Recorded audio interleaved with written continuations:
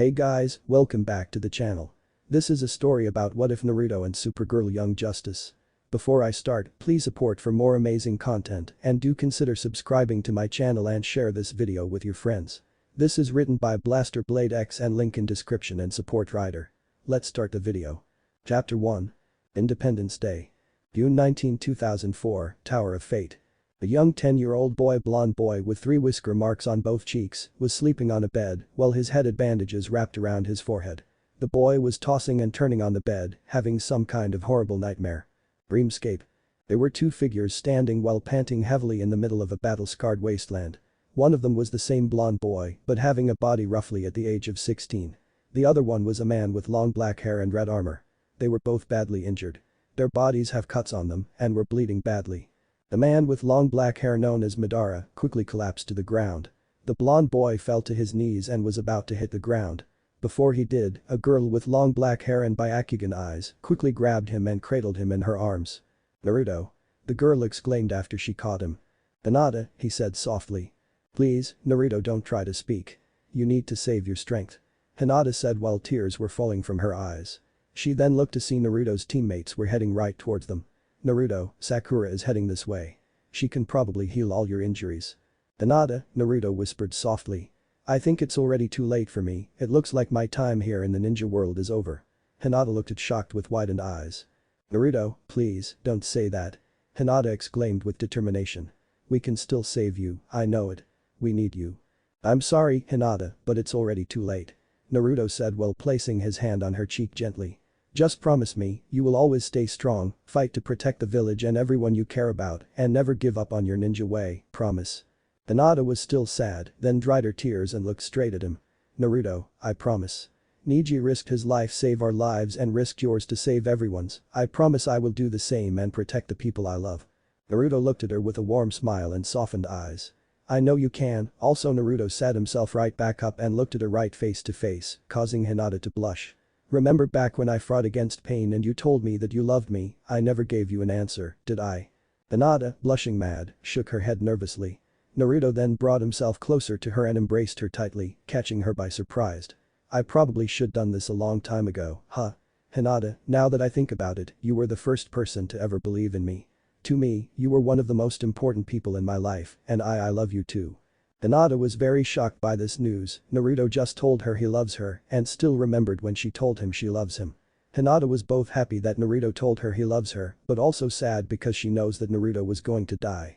This time she was not going to cry, and if this was the last time she is going to see Naruto again, she knew exactly what to say goodbye.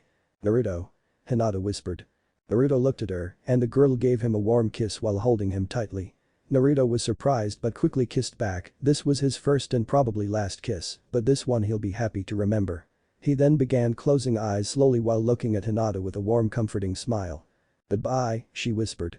Then right in front of her Naruto closed his eyes and died in her arms. Out of dreamscape. Naruto then shot right back up with widened eyes. He looked around and he was in some kind of bedroom. He then got up and began walking around the room. He then opened the door and made it into a dark comfortable room. A large fire was burning in a brick fireplace. Over its mantel was a large portrait of beautiful woman smiling. The room was filled with bookshelves and lined the entire walls. There was also some comfortable furniture there. Naruto decided to rest on the couch when he felt a headache. He also looked at himself in the mirror and saw that he has been turned into kid. He nearly jumped in fear but quickly calmed down. An explanation would nice right now. Where was he and why has been turned into a kid? What is going on here? Naruto mentally thought. "Kurama, any idea where we are?" "Sorry, kid, your guess is as good as mine," the fox said in a booming voice. "But I will say this, somebody must have brought us both here after your death in the war and changed you back into even more of brat than you already are." "Not the time for jokes, Kurama," Naruto mentally said. "But you're right on one thing, someone brought me here and changed me into this." "But who?" "It appears you are awake," a voice said. Naruto turned and it belonged to a well-dressed old man. He had short gray hair with any signs of bald and was steadying himself with a cane with a golden handle. "You are in my home, young one, welcome to the Tower of Fate," he said motioning the room. "Who are you?" Naruto asked. "Allow me to introduce myself, I am Kent Nelson," the old man said with a gentleman's bow. "It appears you are full of questions, aren't you?" "Yeah, pretty much. My name is Naruto Uzumaki," Naruto said. Naruto then began explaining to Kent where he's from. He told him about the elemental nations and the village he used to live, the village hidden in the leaves. Naruto then explained to him about the tailed beasts, Jinchurikis, the Akatsuki and their goal to use them, and finally the fourth great ninja war. It was a lot of explaining to do. While Naruto was talking, Kent brought in tea and cookies, talks about his world, while latter asks question, while the former answered them. So you are from the ninja world, huh? Kent said. Naruto blinked. Yes. Naruto said. Wait a minute, you know about my world? You've been there before? He asked. Kent nodded. Yes, and I must say, I am glad I did not decided to visit during the war, it must have been chaotic out there. Kent said. From I went through, that's putting it mildly. Naruto said dryly. We seem to be off topic here. Kent said before cleared his throat. You said you weren't a kid back at the ninja world, correct? Naruto nodded. Yeah, I was 16 during the war just before Naruto stopped recalling on how he died, and his friends know it too. Kent looked down. I see, you died in that war, didn't you?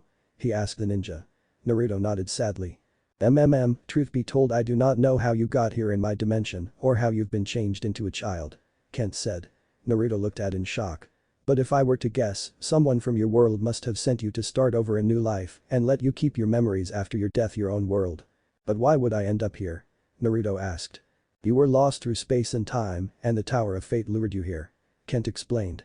It acts like a beacon to anything mystical and magical, like the chakra you have inside your body, it drew you here to my dimension and granted you a new body. And where am I exactly? Naruto asked. And is there any way for it to return to my world? Now that I'm, well, alive I want to see my friends again. Kent shook his head. For one thing, you are on Earth. And second, there is no going back. He explained to the ninja, shocking him. What? Why not? Because, the gateway to the of crossing dimensions has been sealed for many years by Lords of Order. It was to make sure to keep a world safe from people who misuse the knowledge of other worlds and upset the balance. There are some things that humans are not ready to learn, and the existence of multiple worlds is one of the very secrets of the universe that must remain hidden. Kent explained. Naruto nodded. Alright, I get it. Naruto said then looked down looking sad. Guess that also means that I am stuck here, aren't I? Kent walked up to him and rested his hand on Naruto's shoulder. I am sorry, young one. Kent said. For the time being I could help train you while you are in such a young body. I could teach mystically by using the knowledge I gained from your world. I also know someone train you physically and can help you use your abilities to good use in helping people. And what is that? In our world, there are many criminals who are willing to hurt innocent people and threaten the world. But there will also be people who are heroes, who defend the earth and protect the people who can't protect themselves.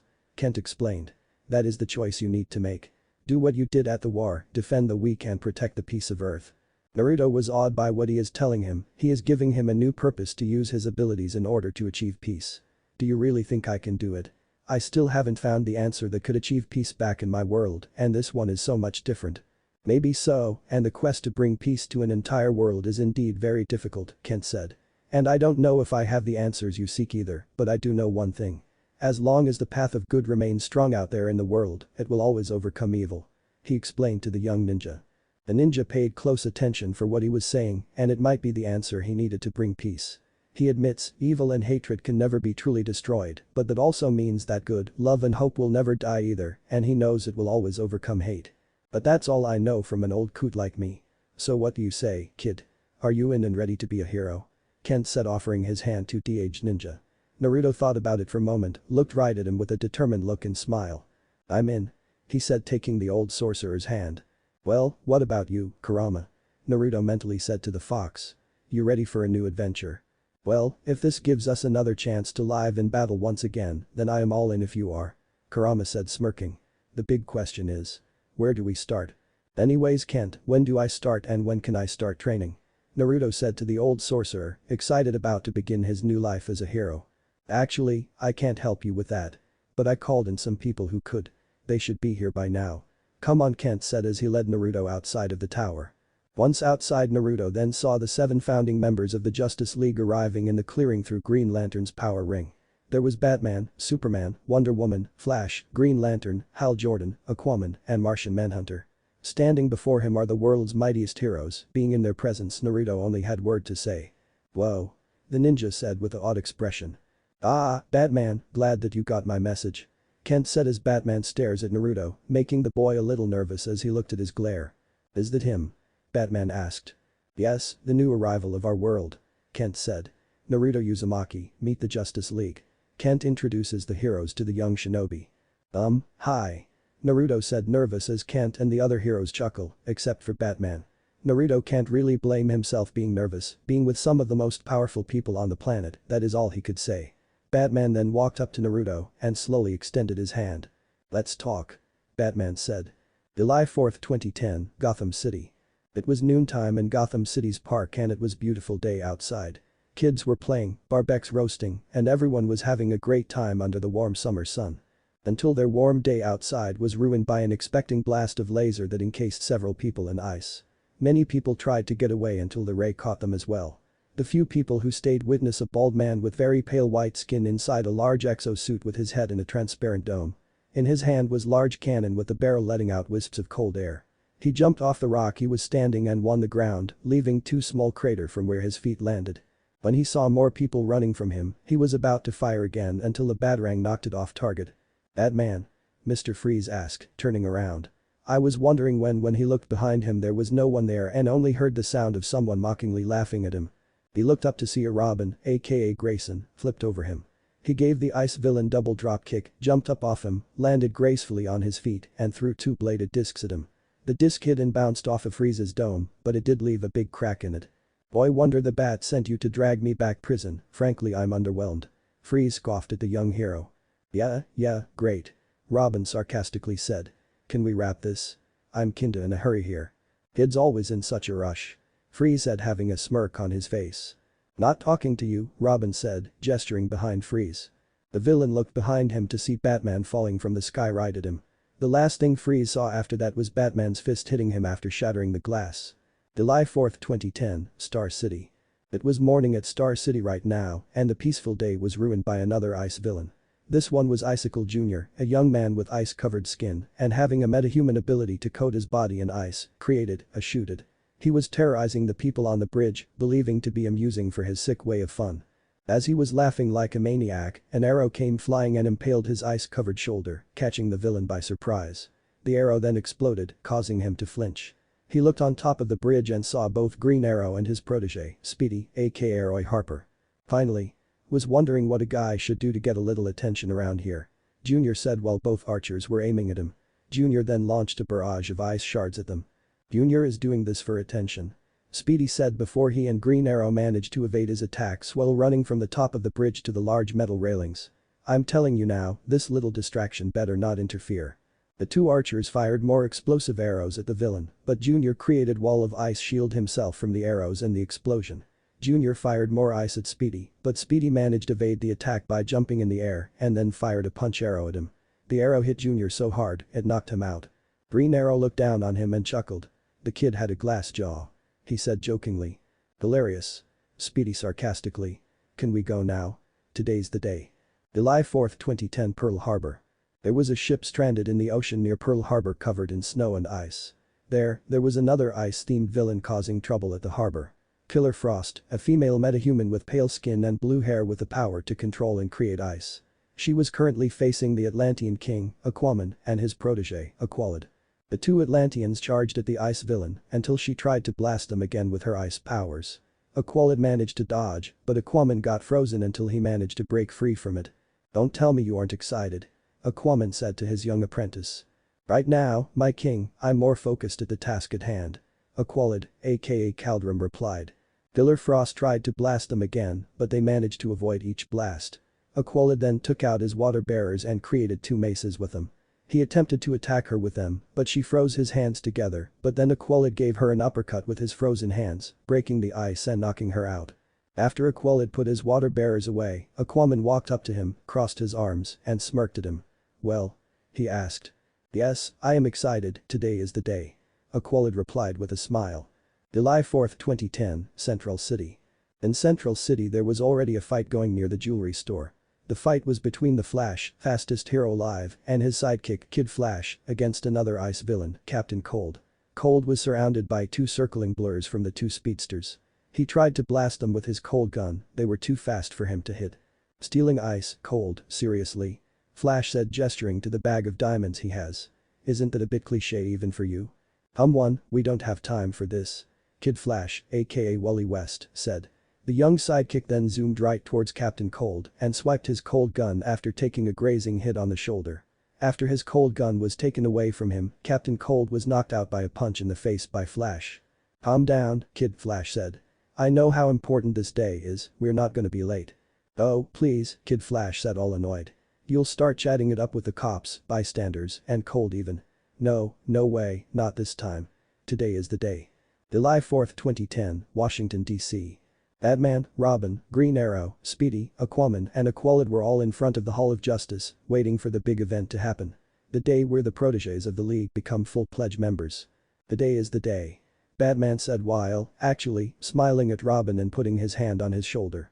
"Welcome to the Hall of Justice, boys, headquarters of the Justice League," Aquaman said. All the heroes heard something from behind. They turned to see both Flash and Kid Flash arrived at high speed and coming to a perfect stop.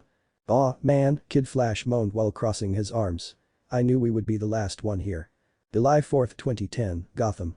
At a workout gym in Wayne Manor was Naruto, now at age 14, practicing his strength on a punching bag by giving it blows from his punch and kicks. He was currently wearing a white guy jacket, black sweatpants, and a black belt. His strength, stamina and endurance have increased extensively from the last 5 years. He did not show any sign of tiring during his rounds against the punching bag. Naruto have begun learning more about the world he now has to live in. During his time there, he became smarter than he was back at his old world. Back then, since he had no parents to help him grow as a kid, he learned very slowly. Through those years he showed recklessness and foolishness. Now, after the experience he had as a ninja back his homeworld and his new experience growing up in the new world, he has become a much sharper thinker than he was before. Naruto has been spending the last few training his body during his time in the new world he came into. He was trained by some of the best hand-to-hand combat experts of the Justice League, like Batman and Black Canary, to learn more about their styles of martial arts. Black Canary, even Batman, was both impressed on how much he learned from them. Batman even had to admit, Naruto was actually a natural genius when it comes to fighting. Naruto has improving so well, Batman even lets him join him and Robin on some missions in Gotham. He has fought side by side with many heroes in the Justice League ever since he arrived. The members of the League he was closest to were Batman, Superman, Wonder Woman, Green Arrow and Black Canary. They saw him as a real warrior and are impressed by his skills when he helped them in missions. Some of the League like Flash, Green Arrow and Captain Marvel liked his upbeat personality. Naruto has always had a unique gift to make anyone his friend. Naruto has also been traveling this new world and catch up what is out there. When he heard about the Justice League and seen what they do for people, that inspired Naruto to become one of them.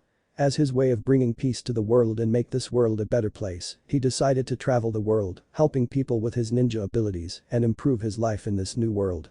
As for his improvement in his jutsu, Naruto have become very powerful in ninjutsu in the last 6 years. Unfortunately, from the time he arrived to this new world in his new body, Naruto's chakra network is new and he had to start his ninja training all over again, starting at the beginning. Luckily for him around that time, Kent had scrolls that contain jutsu that he is able to learn. During his training he was able to learn how to control the chakra to use the Rasengan, now he is able to do it without the requirement of a shadow clone.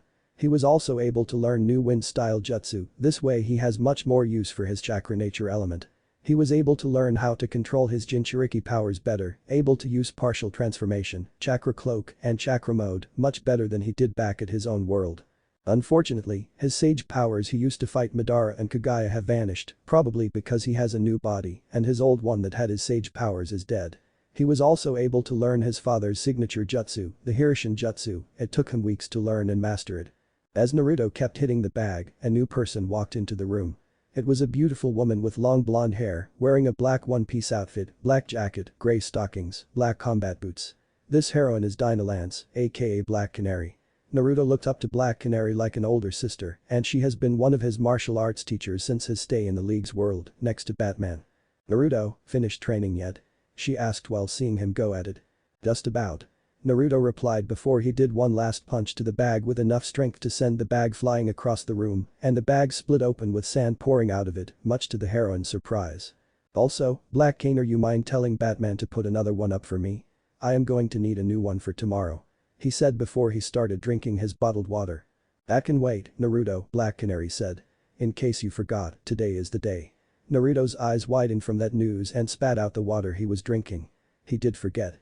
"Wait, today is the day," Naruto said in surprise. As in the day where I get to join the Justice League. I totally forgot. Canary nodded and chuckled in amusement. She then walked up to him, placed her hands on his shoulders and looked at him with a proud smile.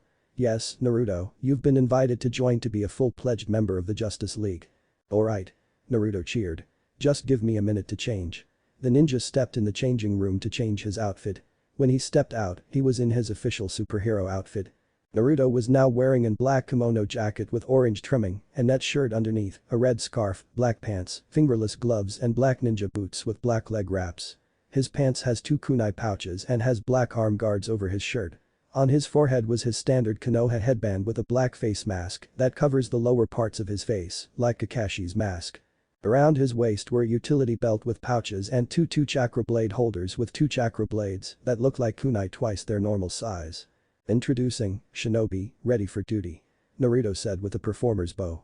He looked up to Black Canary, lowering his mask, showing his amused smile. So, what do you think? Impressive, she replied before she walked up to him and placed her hand on his shoulders. Now come on, kid. We don't want to keep everyone waiting. The 2 blondes then proceeded their way out of the mansion and to the Justice League's base of operations. The Hall of Justice. Washington, D.C. The 8 heroes then began walking down the red carpet right toward the entrance of the Hall of Justice. There were photographers taking pictures, reporters trying to ask questions, and lots of Justice League fans there to watch this big event. Is that Batman? I see Flash and Flash Jr. His name is Speedy, duh. No, Speedy is Green Arrow's sidekick. Well, that makes no sense. Green Arrow leaned over to his partner while smiling. Ready to see the inner sanctum. Speedy had a confident smile on his face, born that way. He replied confidently. Glad we're all here. Aqualid said. Yeah, have all 4 sidekicks ever been in one place at the same time? Kid Flash said. Don't call us sidekicks, not after today. Speedy said sternly. Oh, sorry. Kid Flash said sheepishly. First time at the hall, I'm a little overwhelmed. You're overwhelmed, Freeze was underwhelmed, why isn't anyone just whelmed? Robin asked. After they walked inside the hall, they stumbled upon statues of the 7 founding members of the Justice League, Superman, Batman, Wonder Woman, The Flash, Aquaman, Green Lantern, and Martian Manhunter. Oh, maybe that's why. Robin said. As they came across the elevator, Martian Manhunter and Red Tornado came in to greet them. Robin, Speedy, Aqualid, Kid Flash, welcome. As they walk through the doors, they have made it to the hall's library room. You all have been granted full access to the gym, our fully stocked kitchen, and, of course, the library. Martian Manhunter explained. Make yourselves at home. Flash said. Taking his word, Kid Flash, Robin and Aqualid took their seats in chair, while Speedy just stood there while narrowing his eyes at the League members. Quick debriefing on the coincidence of 4 ice villains attacking on the same day. We shouldn't be long. Batman said. The League members walked toward a door with some kind of scanner near the TV, and the scanner quickly began scanning each of them. The scanner was for the League's teleportation system, the Zeta tubes.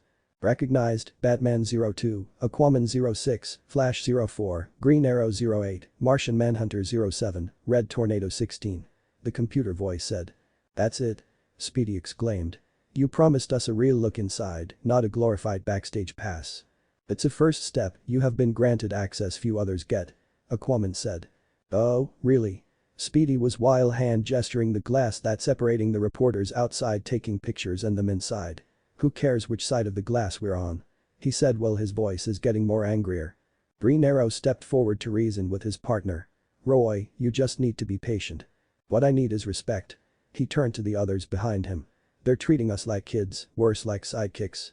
We deserve better than this. The others didn't say anything after taking glances at each other. Speedy's eyes widened. You're kidding me, right? Speedy said furiously. You're playing their game, why? Today was supposed to be the day. Step 1 in being full-fledged members of the League. Well sure. Kid Flash said nervously while glancing at his friends for a second. But I thought step 1 was a tour of the HQ. Except the hall isn't the League's real HQ. Speedy said. This got everyone in the room shocked, except for Red Tornado since he didn't have a real face. I bet they never told you, it's just a false front for tourists and a pit stop through Zeta teleporter tubes to the real thing, an orbiting satellite called the Watchtower. Green Arrow looked behind him and saw Batman crossing his arms and giving him a hard glare. Green Arrow looked both nervous and embarrassed. I know, but I thought maybe we could make this an exception. Batman glared at him harder, which gave Green Arrow an answer. Or not. They then saw 2 people walking into the room. One of them was one they do recognize, Black Canary. The other one was someone some don't recognize, except for Batman and Robin, Shinobi. When everyone was staring at them, Naruto rubbed the back of his head nervously and looked sheepish in his eyes. Is this a bad time?" he asked. "Perfect," Speedy snapped. "We have been working for years to get the privilege to be on this side of the glass, but now you can just let some newbie to come in." Naruto frowned underneath his mask. He did not like this guy's attitude. "You're not helping your cause here, son," Aquaman said, stepping forward to him. "Stand down or what? You'll send me to my room?" Speedy barked. "And I'm not your son, I'm not even his." Referring to Green Arrow. He turned to him with a hard look. "I thought I was his partner, but not anymore." He threw his hat to the ground and was heading to the door. Kid Flash, Robin, and Aqualad were shocked by what just happened. Before he left, Speedy gave them one last glance as we was walking out. "Well, so much for heroes being mature role models," Naruto said as Black Canary chuckled. They then walked forward to where the others are, and Robin came over and gave Naruto a high five. "What's up, Shinobi?" he said with a grin on his face. "Hey, Robin, long time no see," Naruto replied. During his time training with Batman about martial arts, he became friends with the boy Wonder. Naruto met Robin before and he was surprised how skilled he was, especially how he is only 13 years old. Kid Flash walked up him. "Robin, you know this guy?" "Yeah, Batman trained him to be a crime fighter while he was training me," Robin said. "Shinobi, at your service," Naruto said, taking a bow. "Kid Flash, nice to meet you," he said while offering his hand for a handshake. Naruto took it and they shook hand. Aqualad came in and extended his hand to him as well. "Aqualad, it's a pleasure," Aqualad said as they shook hands. "So, the league invited you as well?" "Didn't come here for a play date," Naruto joked, causing the others to chuckle. He then saw Batman walked up to him with one of his glares. Naruto looked a little nervous. "You're late," Batman said, still giving him a hard gaze. Naruto rubbed the back of his head sheepishly. "Sorry, got caught up in training and lost track of time," Naruto apologized. The main computer then went off as Superman came on the screen. "Superman to Justice League, there has been an explosion at Project Cadmus. It on fire," the Man of Steel said on the monitor. "I've had my suspicion about Project Cadmus," Batman said after he and the other League members walked up to the monitor. "This may be the perfect opportunity to." A second transmission interrupted him. "Zatara to Justice League, the sorcerer Wotan has stolen the amulet of Abin to blot out the sun. Requesting full League response," the magician said. "Superman?" Batman asked. "It's a small fire," he answered. "Local authorities have it under control." "Then Cadmus can wait," Batman said. "All eager rendezvous at Zatara's coordinates." Batman out. After Batman signed out, the League members all began walking out the Zeta tubes. Batman turned to the young proteges. "Stay put." "What? Why?" Robin exclaimed. "This a League mission," Aquaman said. Flash spoke next. "You're not trained." "Since when?" Kid Flash interrupted. "I mean, you're not trained to be part of this team," Flash said, suggesting to the older heroes. "There will be other missions when you're ready," Aquaman said. "For now, stay put," Batman said. He also turned to Naruto as he was walking towards him. "That means you too, Shinobi." "What?" "Come on, Batman, I can help. We can all help," Naruto said. However, Batman gave him his infamous glare. "Stay put," Batman said as Naruto crossed his arms and reluctantly agreed. He can never win against the Dark Knight when he does that stare of his. As they were about to leave, Green Arrow turned to Martian Manhunter. "Glad you didn't bring you-know-who." "Indeed," the Martian replied. The League member all headed toward the Zeta tubes. Red Tornado gave them one last glance before he and the other teleported away, leaving Robin, Kid Flash, Aqualad, and Shinobi alone in the room. "When we're ready," Kid Flash muttered. "When are we ever going to be ready if they keep treating us like sidekicks?" "My mentor, my king, I thought he trusted me," Aqualad said solemnly while looking down. "Trust us? They don't even trust us with the basics, they've got a secret HQ in space," Kid Flash said, gesturing his hands to the sky. Naruto right now didn't know what to say to them after the tension going on between them and their mentors. He could understand how they are feeling right now. However, back in his world when he was genin, he hardly allowed to do any of the big missions that the elite ninjas can do. "What else aren't they telling us?" Aqualad asked. "I have a better question. Why didn't we leave with Speedy?" Robin asked. The other two proteges looked down and didn't answer. "Because if you did, you'd be acting like a spoiled brat and would just prove that we really aren't ready to be in the big leagues," Naruto said, breaking the silence. "I don't know about you guys, but I don't intend on staying here and do nothing. There's gotta be something we can do since it's now just us." Realizing Shinobi is right, the other young heroes began to think until an idea popped into Aqualad's mind. What is Project Cadmus? Aqualid asked. Don't know. Robin said. Then he smiled deviously. Bet I can find out. He immediately walked up to the computer and began typing on it. Access denied. The computer voice said. Wanna bet? Robin snorted as he began typing on it again. Robin was able to hack into the system successfully this time. Whoa, how are you doing that? Kid Flash asked, all impressed. Same system as the Batcave. Robin replied. Then the file about Project Cadmus opened. Alright, Project Cadmus, genetics lab here in DC, that's all there is, but if Batman's suspicious, maybe we should investigate. Solve their case before they do, it would be poetic justice. Aqualid said. They're all about justice. Robin said with a chuckle. But they said stay put. Aqualid said. For the blotting out the sun mission, not this. Robin said with a mischievous smile. Wait, are you going to Cadmus? Because if you're going, I'm going. Kid Flash said, all excited. They turned to see Aqualid while grinning.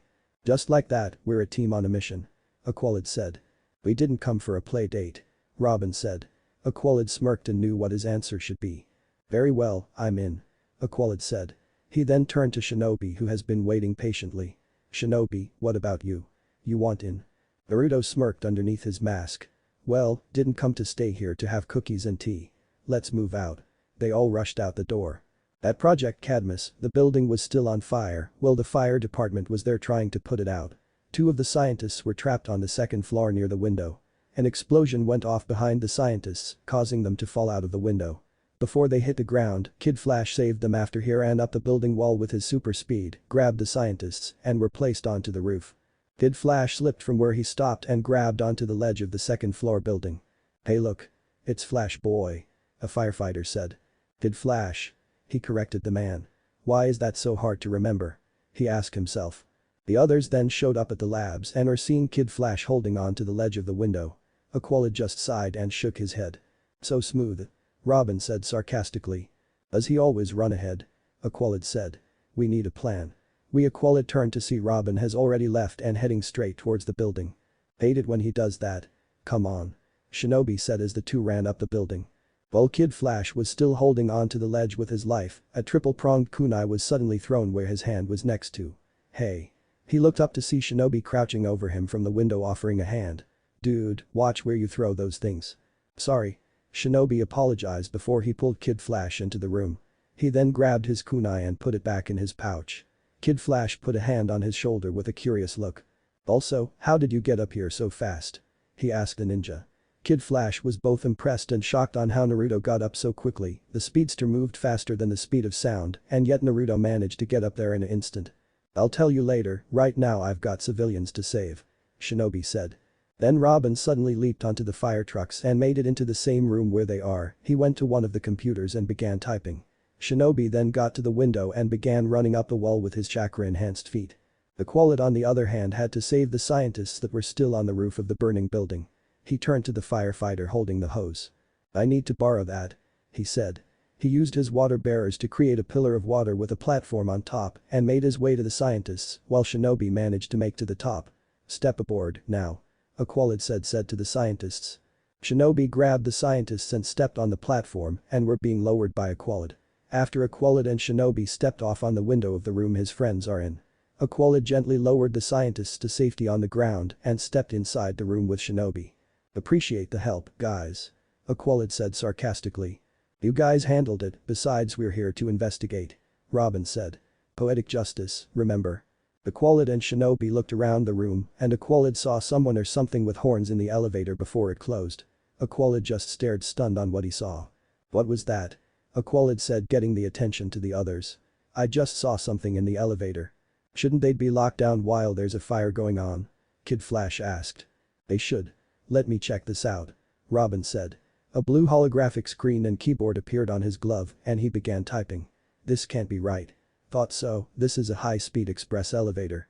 Doesn't belong in a two-story building. And neither is what I saw. Aqualid said. Well, can't find out just by standing here. Stand back. Naruto stepped forward to the elevator doors and then a swirling ball of blue energy appeared in hand. Rasengan. He then slammed the ball onto the doors. The doors were then blown right into the walls of the shaft with a spiraling dent in them before they fell in deep in the apparently bottomless shaft. Robin and Shinobi both peered down the elevator's deep pit. Huh, maybe that's why this place needs a high-speed express elevator. Shinobi said. Apparently. Robin said. Kid Flash then walked up to Shinobi. What was that? He asked. A Rasengan. He answered. One of my favorite moves. It packs quite a wallop. Dude, that was amazing. Kid Flash said. What else can you do? A lot, trust me. Shinobi replied. Kid Flash just smirked and wrapped his arm around Shinobi's shoulder. You know, Shinobi, I think this is the beginning of a beautiful friendship. Kid Flash said. Robin then fired his grappling line on top of the roof and began to lower himself until he reached the end of his line at sub-level 26. Aqualid and Kid Flash also lowered themselves down as well from Robin's line. Robin swung himself to the edge of the level, joined by Aqualid and Kid Flash, and Shinobi flipped down and landed next to them. You can walk on wall, too? Kid Flash asked. What can I say, I'm full of surprises. Shinobi said. Robin began bypassing the security on the floor with his holographic screen. Security bypass, go. Robin said. Aqualid forcibly opened the elevator doors opened and entered the hallway of the sub-level. Welcome to Project Cadmus. He said. Kid Flash then ran ahead with his super speed, leaving behind his color streak. Kid, wait. Aqualid called out, but he didn't hear him. Kid Flash stopped to a halt and ended up tripping when a head of giant creatures began marching forward down the hall. He managed to get to the side where the others are before he got crushed. The creatures had to be over 20 feet tall, gray skin, glowing red eyes, elephantine legs and ape-like arms. They walk on all fours like a gorilla and had tusks coming from the sides of their heads. On top of them were smaller-like creatures crouching down like frogs. They also had green skin, about foot tall, 2 stubby horns, and glowing red eyes. One of the smaller creatures looked at the 4 of them, eyes glowed, then looked away as it being carried away down the hall. No. Nothing odd going on here. Aqualid said sarcastically as he and the others watched those giants walking down the hall. Deeper in the labs of Project Cadmus, a Caucasian man with brown hair and a ponytail, with glasses and a lab coat, was currently working some kind of chemicals in a lab with tubes that was breeding the same creatures down in the halls. He had some kind of blue crystal in a test tube filled with water, then dipped a red liquid in the tube, then the crystal quickly broke down and dissolved into blue liquid. After it was done, the scientist, Dr. Desmond, put the tube into a container labeled Project Blockbuster where it has other tubes of the chemicals in it. Dr. Desmond. Then a man wearing a black combat suit, golden helmet and golden shield on his left arm came into the room. He also had one of those small creatures with horns on his shoulder. Tell me, Guardian, what part of no interruptions did you not understand? Dr. Desmond said. I apologizes, but I came to inform you a genome from sub-level 26 has reported 4 intruders. Guardian said. Dr. Desmond sighed. Did I miss a perimeter breach alert? No, Guardian said slowly. Then the genome is confused. Dr. Desmond said. Whatever occurred in our faux above-ground lab, the real Cadmus is the most secure facility in DC. My job to keep it that way. Guardian said. Fine, take a squad. Dr. Desmond sighed. Before Guardian left the lab, another person came into the room. He was skinny, had blue skin, wearing a white shirt and pants, red eyes, elfin ears, whisker-like tendrils drooped down like a mustache, and 2 arched horns on his forehead. This was XX, the highest-ranking Genomorph and second in command of Project Cadmus. May I recommend Guardian to leave his genome behind? XX requested. If violence should occur. The little guy might get in my way. Guardian finished. No. Dr. Desmond said. The advantage of instant telepathic communication outweighs other concerns. He rubbed the chin of the genome sitting on the table. Afterwards, the horns of both genomes began to glow.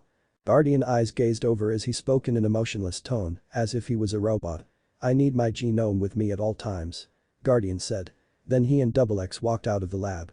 Shinobi and the young heroes made it some high-tech secured door. They can tell whatever is in there must be something very important. Don't worry, guys, one Rasengan coming up. Shinobi said as he was about to charge up, but then Aqualid grabbed his hand, stopping him. Wait, we're here to investigate, not blow this place up. Aqualid said.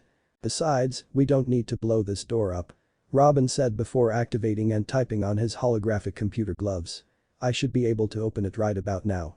True to his word, the door opened and they got a glimpse inside. When they did, they pretty shocked on what they found. Okay, I am officially whelmed. Naruto arched an eyebrow and leaned over to Kid Flash. Whelmed? He whispered in confusion. Don't ask. He replied as he Shinobi walked inside. The room they were in had rows of large transparent tubes. Inside each one was insect-like creature generating volts of electricity. I've seen some pretty weird things, but this is a new one for me. Naruto walked up to one of them and placed his hand on the tube. He closed his eyes for a second, then opened them after a moment. These things, whatever they are, they're powering this entire building. Somehow they are generating a new source of energy. Kid Flash then walked up to him. That explains why the real Cadmus isn't on the grid. These things were created and bred to create new amounts of energy to power this place, while hiding it underneath our feet. Of course, Aqualid nodded and agreed. Even the name is a clue. The Cadmus of myth created an army by sewing dragon's teeth into the earth. And this Cadmus creates new life too. Robin said. Only one way to find out why. Robin began trying to hack in one of the computers and began checking out their files for their experiments. Robin's holographic screen showed the stats and pictures of creatures they have or haven't seen yet in the facility. They're called Genomorphs, Robin said. Whoa, look at the stats on these things. Telepathy, super strength, razor claws. These people are making living weapons. Naruto said grimly. They're trying to create an army. Yeah, but for who? Kid Flash asked. Wait, there's something else. Project KR. Robin said. The file is triple encrypted, I can't hack it. Don't move. The young heroes turned to see Guardian with a pack of short gray-skinned creatures with long tails, sharp claws on both their hands and feet. Wait a minute, Guardian said. Robin. Kid Flash. Aqualid. At least he got your name right. Robin joked while Kid Flash glared at him. I know you, Aqualid said. You're Guardian, a hero. I do my best. Guardian said. Then what are you doing here? Kid Flash asked. I'm chief of security and you four are trespassing. Guardian said. Don't worry though. We can call the Justice League to figure this all out. Do you think the Justice League will really approve for all of this? Shinobi asked in frustration. Creating an army of living weapons. Weapons? Guardian said in confusion. What are you? What have I? My head? Then the horns of the genome that's on his shoulder glowed and the hero was feeling something pounding his head until he looked at the young heroes with hardened eyes. Take them down hard. No mercy. He ordered the Genomorphs and they jumped right at them. Robin threw a smoke bomb on the ground and cloud of smoke appeared surrounding them.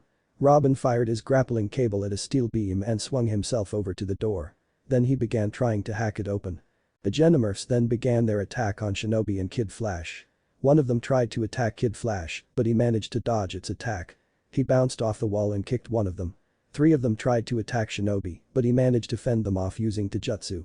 Guardian tried to attack Shinobi from behind, but he managed to dodge and backflipped away. Aqualid then began fighting him next, and they both began exchanging and blocking blows from each other.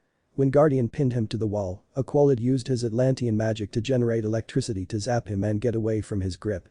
They then proceeded to head towards the door and found Robin trying to hack it open. While Kid Flash and Aqualid head towards him, Shinobi saw the Genomorphs heading their way, so he decided to do some hand signs. Wind style, breakthrough. He said. A gust of wind came in and knocked the Genomorphs right into the wall behind them. Naruto then rushed back to the others. Way to be a team player, Rob. Kid Flash said sarcastically. Weren't you right behind me? Robin replied. Then the doors then opened and they went inside.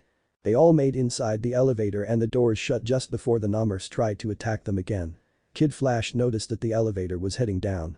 We're heading down? Aqualid asked. Dude, out is up. Kid Flash pointed out. But Project KR is down on sub-level 52. Robin said. We're going to see Cadmus's big and highly protected science project right now. Shinobi asked. This is out of control, perhaps we should contact the League. Aqualid said. After making that suggestion, they made it to the sub-level already. When the doors opened, the sub-level itself is very disturbing. The hallway itself looked like the inside of an intestine. The walls looked they were made out of flesh with blue organic pods attached to the ceiling and walls. Too little, too late to go back now. Shinobi said before he and the others went through the hallway. There are two hallways that will lead them to Project KR, but they don't know which one might lead them into a trap. Which way do we go? Aqualid asked. We're gonna have to pick one of them. Shinobi said. Shinobi closed his eyes to sense Project KR. If this experiment is really alive, then it should have a chakra signature. But before he could sense it fully, he heard another voice. Halt. Double X said to them before throwing barrels at them with his telekinesis. Shinobi threw some shuriken at him, but Double X stopped them with his telekinesis, then threw more barrels at them. The young heroes ran through one of the hallways while evading the advanced Genomorph's assault. Double X took a few steps before the doors to another elevator opened, allowing Guardian and the pack of Genomorphs to run out. They are heading to Project KR. He informed Guardian before he headed to the hallway the protégés went through. They have made to the doors where Project KR is, but they were closing and Guardian and his pack of Genomorphs were still on their tail. Kid Flash made it first, and before the doors were about to shut, he took a barrel and jammed between the doors so he and his friends can make it through. After they did, Aqualid kicked the barrel to the other side for the door to close before Guardian and his squad can get in. After that, Robin was doing something on his holographic computer. I disabled the door, we're safe. I think you mean, we're trapped. Shinobi said. It's only a matter of time before they get through. Guys, you might want to see this. Kid Flash said. After Kid Flash found a light switch, the other three got a look on what he found, and they were very shocked. Inside a glass pod was a sleeping teenage boy with short black hair and wearing a white jumpsuit with a shield symbol of Superman in the chest area. Kid Flash approached the tube. Big K, little r, the atomic symbol of Krypton. He said. What is he? He looks like a younger version of Superman. Shinobi said, shocked. Let's find out. Robin said, typing on his holographic computer after hacking into the computers of the pod. Weapon designation. Superboy, a clone force groan in Robin's eyes widened as he read further. 16 weeks. From DNA acquired from Superman. More like stolen from Superman. Aqualid said. Naruto narrowed his eyes as he stared at the clone. No way the big guy knows about this. Kid Flash said. His solar suit allows him to absorb yellow sun radiation 24/7. Robin said grimly. They created him to be a living weapon and intend to use him like he was one. Naruto said while clenching his fist. Kid Flash turned his head to him. Shinobi, you okay? If I didn't know better but you seem to take this personally. Kid Flash said. Shinobi just sighed before looking at him. Back in my world, Kid Flash, I was a ninja warrior who has fought in many battles around my age. Shinobi said. And during my experience, I have known a lot of people like this. Being used as a weapon, whose purpose to be used as a tool by people for their selfish purposes and dispose of them once they have no use for them. And this is exactly what Cadmus is trying to him. Whoa, heavy. Kid Flash said in awe. Eyes, look. Aqualid said while pointing at 3 genomes that were in the pod with the Superboy clone. Those creatures. I assume they are more Genomorphs. Yeah, Genomorph gnomes. Robin said while still using his holographic computer. They're telepathic. Force feeding him education. Not feeding him, Robin, controlling him. Shinobi said grimly. I saw one on Guardian's shoulder, he's being controlled by the genome's telepathy, they all are. If these are building an army, then this guy must be their trump card. They're trying to force mind control commands into him, making him a real living weapon. They're making a slave out of, well, Superman's son. Kid Flash said. Now we contact the League. Aqualid said before activating the communicator on his belt. All they heard was static. Robin checked on his computer. No signal. Robin said. We're in too deep, literally. Kid Flash said. Outside of the lab's giant door was Guardian with dozens of Genomorphs waiting patiently while one of the scientists tries to open the door. He heard running from behind, he turned with a slight irritated look and saw Dr. Desmond and Double X heading straight towards them. They're still in there, with the weapon. Dr. Desmond said in rage. We can't get inside. Guardian said coolly. Use your telekinesis. Dr. Desmond shouted at Double X. I have tried, but to no avail. Double X said unusually calm. Useless. Desmond said before walking up to Guardian. This isn't a debacle. Get some G-Trolls down here to muscle the door. They're already on their way. Guardian said putting his hands on his hips. His patience is running thin with this man.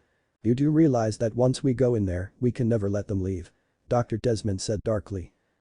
These aren't your ordinary meddling kids, Guardian said with a serious tone. You don't want to get on the wrong side with the Justice League. Better than getting on the wrong side of the Cadmus board of directors, believe me. Dr. Desmond said. He turned to the genome on Guardian's shoulder. Contact the genomes in Project KR. The genome's horns glowed. Inside the Project KR lab, they have made a decision what to do with the Superboy clone. Guys, this is all wrong. Shinobi said, feeling sick and disgusted of Project Cadmus. We can just leave him here. I'm with Shinobi on this one. Kid Flash said. Robin nodded. They turned to Aqualid, who nodded in agreement. Set him free.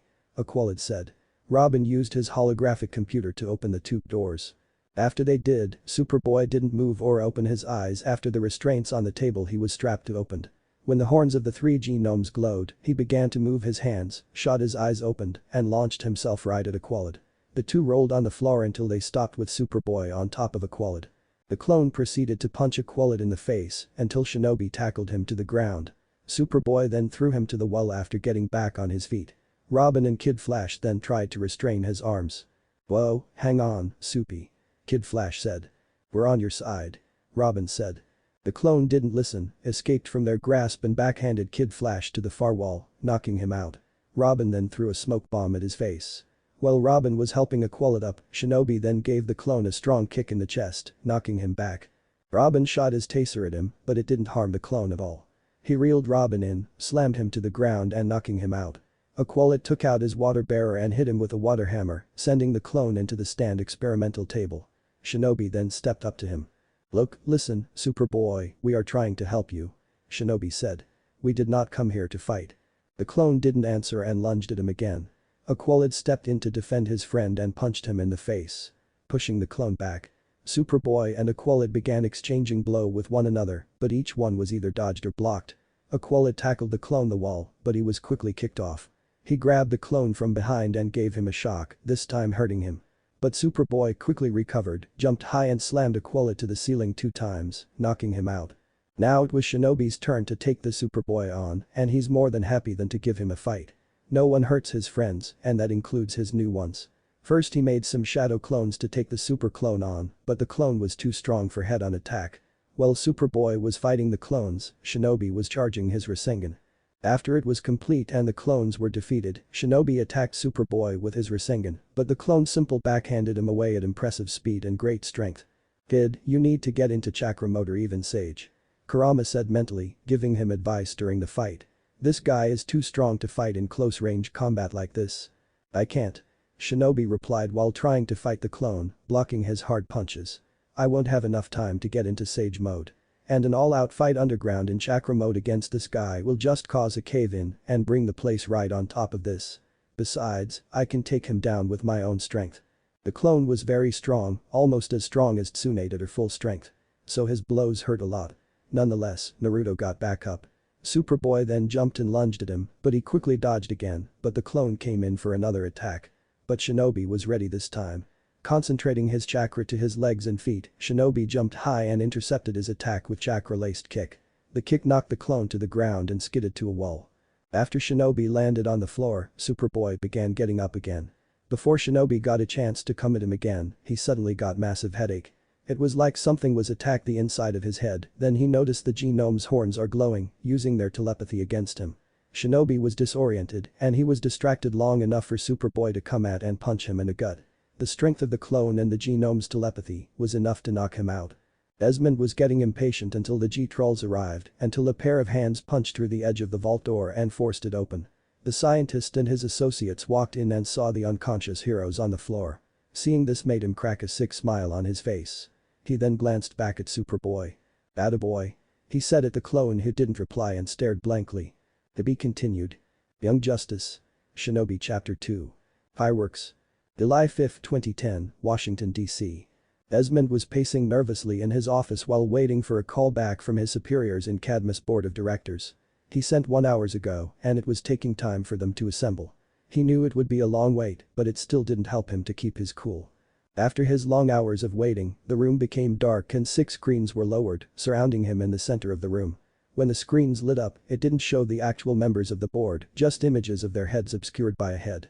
"Dr. Desmond, you require an audience with the light," one figure said in a deep voice.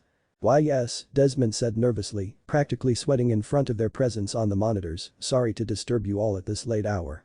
"Just make your report," another figure said. "Of course," Desmond said. "Well, we had a small fire here at Cadmus. The origin of the incident is still unclear, but it seems to have attracted some unwanted attention. We had 4 intruders entering the complex. 3 of them were 3 sidekicks of the Justice League, Aqualad, Robin and Kid Flash. After they breached our security, they made their way and released the weapon, the Superboy, but the clone was under our telepathic control and was, as ordered, turned against its would-be liberators. The 4 are contained and we don't believe that the League knows they're here." The individuals on the screen were in silence. This made Desmond both uncertain and very nervous. "Oh, what should I do with them?" There was a brief silence from the 6 figures until one of them spoke. "Clone them." The first figure spoke next. "The substitutes will serve the light and only the light." "And the originals?" Desmond asked. "Dispose of them. Leave no trace behind." After the screens were switched off, Desmond grew a sick smirk on his face.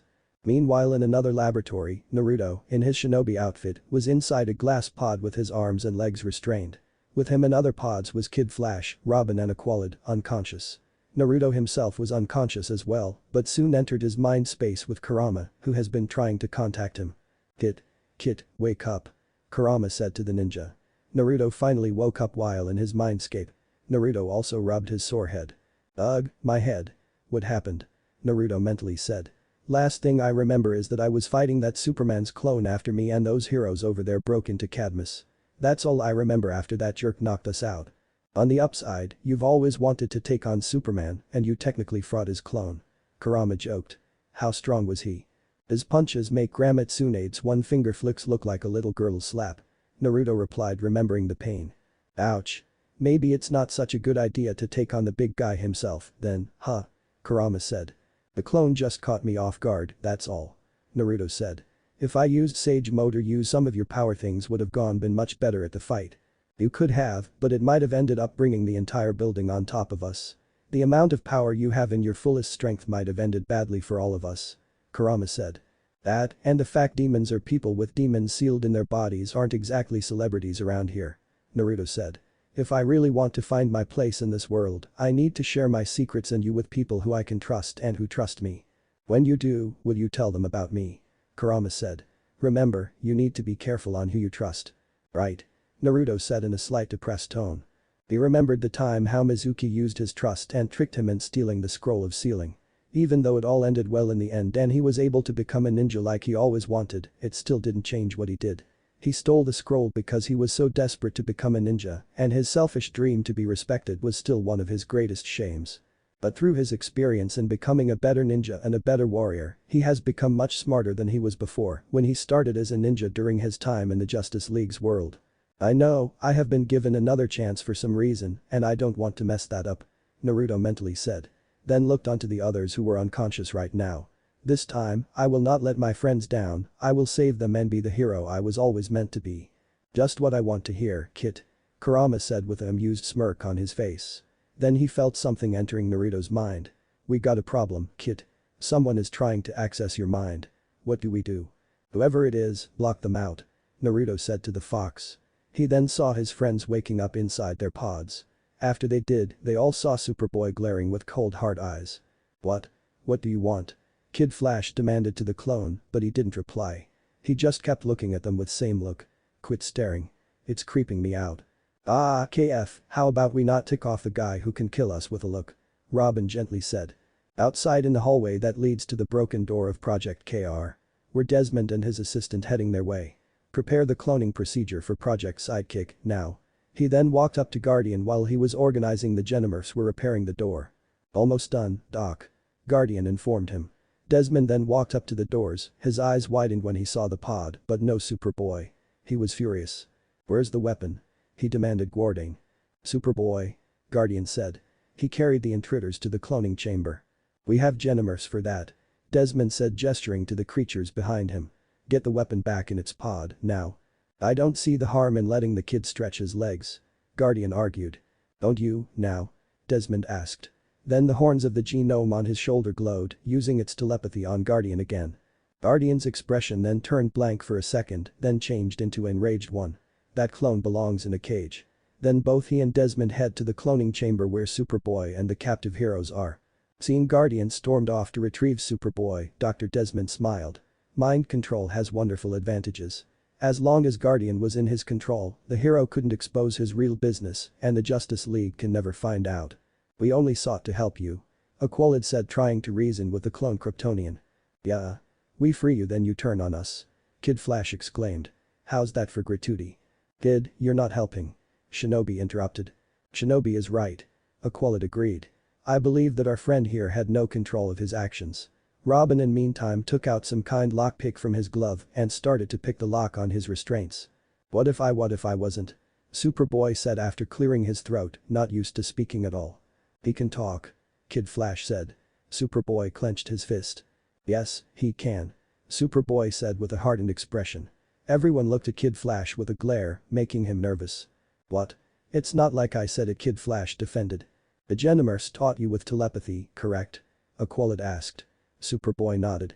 They taught me much. I can read, write, and I know the names of things. The clone said.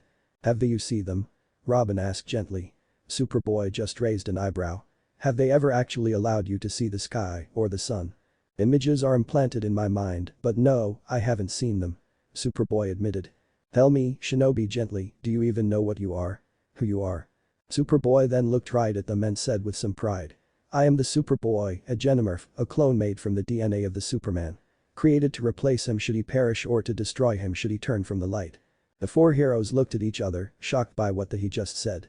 None of them said anything until Aqualid began speaking. To be like Superman is a worthy aspiration, Aqualid said. But like Superman, you deserve a life of your own, beyond that solar suit, beyond your pod, beyond Cadmus. I live because of Cadmus. Superboy said in anger. It's my home. Your home is a test tube. Robin said dryly. We can show you the sun. I'm pretty sure it's after midnight, but we can show you the moon. Kid Flash interjected. We can show what the world is like out there, Shinobi said gently. A world that those implanted images can't show you. We can give you a true home, friends, and a real life where you can just be yourself. We can show you, introduce you to Superman. Aqualid gently said. Superboy's eyes widened and had a glimpse of hope on his face. He was given a chance to meet his biological father. Naruto smiled under his mask that he was starting to see a change in him, a chance for him to be a person not a weapon. No, they can't. Desmond said before he, Guardian, and his lab assistant came into the room. They'll be otherwise occupied. He turned to his assistant. Activate the cloning procedure. Pass. Robin said. Bekiv's crowded enough. Dr. Desmond ignored him and turned to Guardian and get the weapon back in its pod. Naruto scowled underneath his mask. He did not like it when people referred others as weapons. Hey, how come he gets to call Soupy an it? Kid Flash asked. Guardian then walked up to Superboy and laid his hand on the clone's shoulder to guide him out, but the clone looked up at Shinobi. Help us. Shinobi said. Please. Superboy then gently shrugged Guardian's hand off his shoulder. Then Desmond then walked up to Superboy with an irritated look on his face. Don't start thinking now. He said to the clone before his genome jumped onto that latter's shoulder. Its horns then glowed giving Superboy a blank expression on his face. See, you're not a real boy, you're a weapon, and you belong to me. Well, to Cadmus. Same thing. Now get back in your pod. Superboy then left the room with an emotionless look with the genome on his shoulder. Shinobi on the other hand turned to Dr. Desmond with narrowed and cold eyes. He really did not like this guy. He is treating Superboy, even Guardian as if they were his slaves. Hey, you with the ponytail. He said getting the scientist's attention. Yes. And you are? He asked. The name is Shinobi, Naruto said. But right now my introduction is not important, what is important is this. My friends and I are getting out of this and we'll be taking Superboy with us. And once this is all over, I hope Cadmus can provide you some good lawyers because you are going to need them after the League comes in and bust your sorry hide. Oh, the scientist replies while folding his arms and having smug smirk on his face. And just how are you planning to do that? Oh, nothing too difficult, Naruto said pretending to be modest. Just something like this. Before any could blink, he disappeared in behind a yellow flash. What the? How does he keep doing that? Kid Flash exclaimed. Desmond stumbled back a bit while staring at the now empty pod the ninja was previously in. He then growled in anger and turned to Guardian. Sound the alarm. Find him. He knows way too many of Cadmus's secrets. Bring him to me dead or alive. He shouted. What? Guardian said. Doc, that is a bit extreme. He was interrupted when the genome on his shoulder horns glowed again and his expression became emotionless again before turning back to the other genomorphs. Find him. Take him down, show no mercy.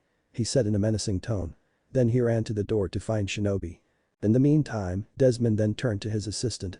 With or without the missing intruder. Begin the cloning procedure, now. She nodded and began working the controls to begin the cloning process.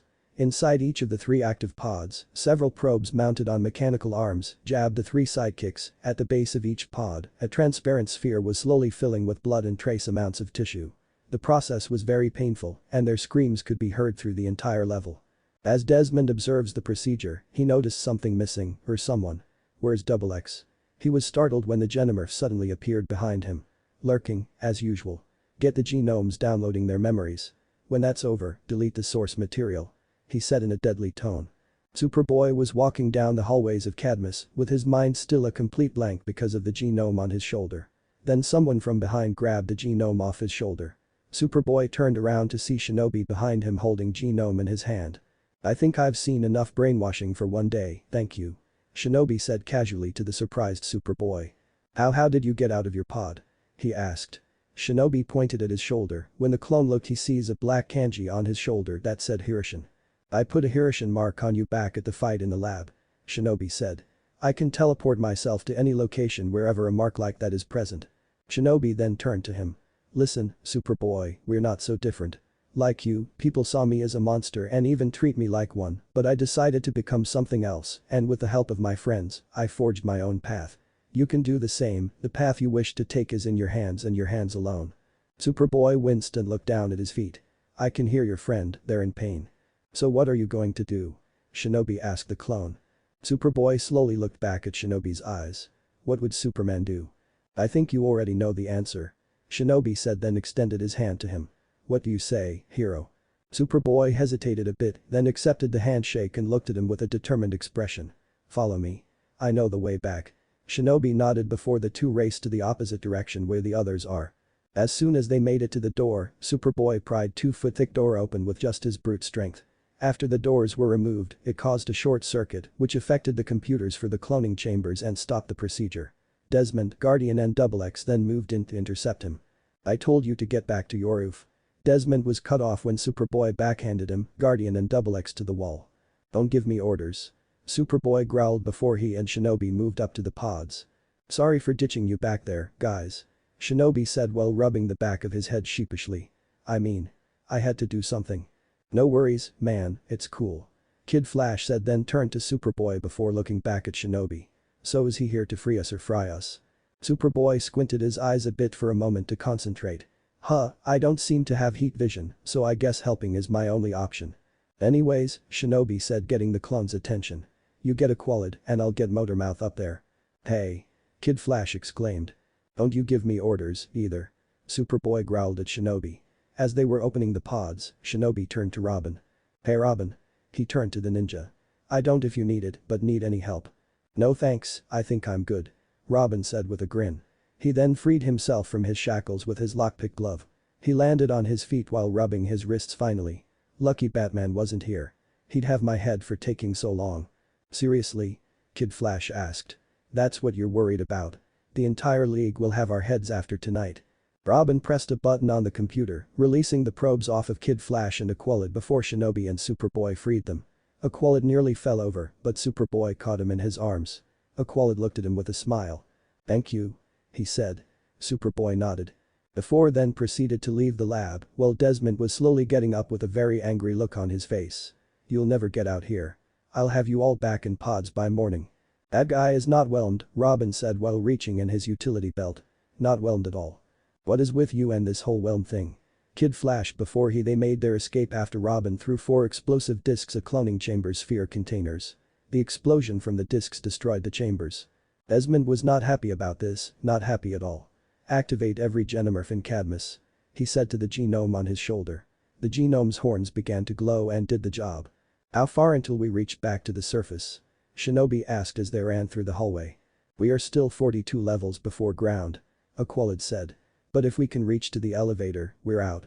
Unfortunately, that plan will have to wait because on both sides of the hallway, the Genomorphs had them surrounded. The 5 massive G-Trolls in the front and medium-clawed Genomorphs from behind after they came out of their organic pods. The 5 of them had to get past the G-Trolls because that is where the elevator is. They dodged one of G-Troll's massive fists when it attacked. Superboy roared, lunged at the G-Troll and knocked it on its back with one punch. The others managed to get past them and were about to run to the elevator, but Superboy was busy fighting them. Superboy. Aqualid called out.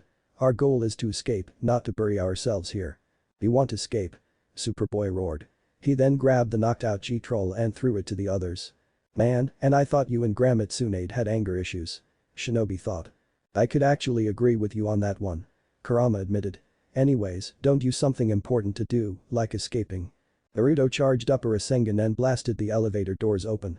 There was not enough time for the elevator to pick them up. Robin shot his grapple, Naruto jumped and stuck to walls, and Kid Flash leapt onto a ledge.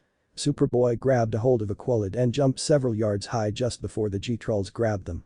Superboy appearing to be flying, but at the 10th level, he began to fall. I am falling. Superboy said with widened eyes. Seeing them fall, Shinobi used Hirishin to get to Superboy and Aqualid, grabbed them and dropped them onto a ledge. Superman can fly, why can't I fly? Superboy asked, not recovering from his confusion and disappointment. Don't know, Kid Flash said.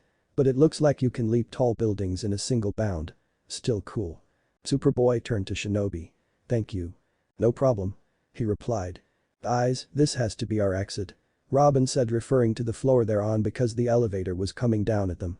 Superboy then kicked the door open and the five of them dove through before the elevator came down on them. They looked to see more Genomers heading toward them from the left hallway, so they went through the hallway right ahead of them. Turn left, Brother Avoy said in Superboy's mind. He wasn't sure who that was or he could trust it, but decided to take it anyway. Quick, go left. Superboy said. After they did, Superboy heard the voice again. Turn right. Right. Once they did, they stopped at a dead end. Great directions, Soupy. Kid Flash said sarcastically. Are you trying to get us repotted? No, I don't understand. Superboy said. Don't apologize, this is perfect. Robin said while looking at the air vent in the wall. A few seconds later, the Genomers reached the same dead end. They found nothing except the vent's grate on the floor. In the meantime, the five heroes were all crawling in the air vent. At this rate, we'll never make it out of here. Kid Flash complained. SHH, I hear something. Superboy said while looking back. What is it? Shinobi asked. The Genomers. They got the same idea as we did, they're following us through the vents right now. Superboy answered. Shinobi then faced Robin while he was behind him. Robin, before we head in here, you deactivated their internal security cameras, right? Shinobi asked. Of course. Robin replied. Shinobi then smirked under his mask. Think you can do the same with the motion sensors? He asked the boy wonder. Robin then grew a mischievous grin on his face. But every second those kids are still roaming his building alive, Desmond was getting more and more irritated. He, Guardian, and Double X ran down the hallway with a squad of Genomers. Desmond was tracking them down on his datapad. Someone, Robin, I'd wager, managed to hack our systems, deactivated internal security cameras. But he neglected the motion sensors. Desmond said as they were following the signal, which led them to a men's bathroom. The Genomers are closing in, we've got them cornered. A few seconds later, the vent popped open, but it wasn't the five teenagers who flew out. It was the pursuing Genomers who fell out on top of Desmond and the others. Desmond angrily pushed the Genomer on top of him away. He hacked our motion sensors. He growled. I hacked the motion sensors. Robin said as he closed his holo computer. Sweet, Kid Flash said. But there is still plenty between us and them. Robin said as he got up on his feet. But I finally got enough room to move. Kid Flash said before pulling down his goggles.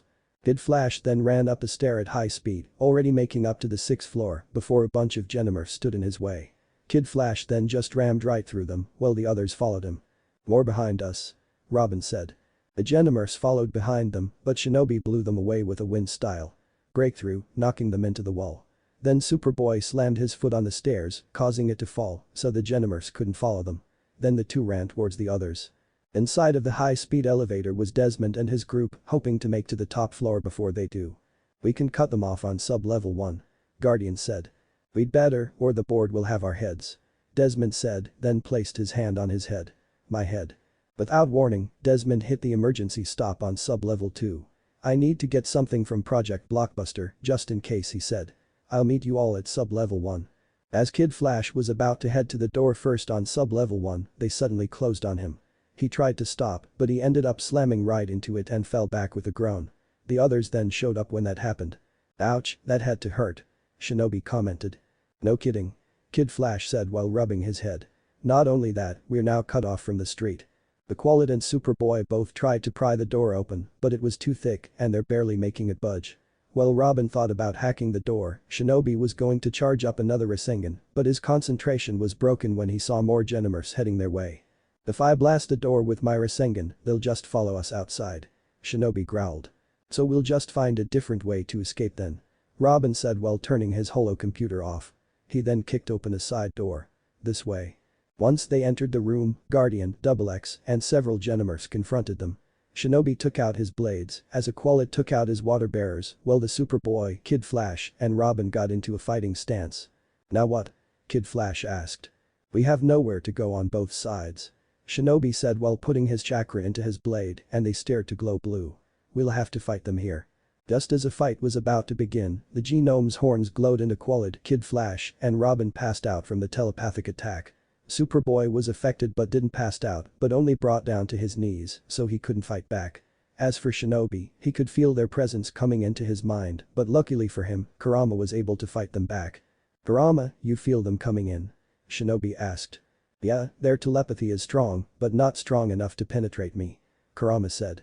Shinobi turned to Superboy and can tell that he is still conscious. Kurama was starting to get picture. "I don't think these things are here to fight, I think they just want to talk to Superboy privately." Shinobi turned to see XX walked up in front of the Genomers while his horns were glowing, talking to Superboy telepathically. "Perhaps for the sake of all Genomers, our brother Superboy should make up his own decisions," XX said through telepathy. Superboy's eyes widened at him. "It was you." "Yes, brother," XX said. "I started a fire and lured your new friends into Cadmus, woke them up when they were danger. And guided me," Superboy finished. "Why?" "Because you are our hope," XX said. "The Genomorph hero. You will blaze a trail for our brothers and showing us the way to freedom."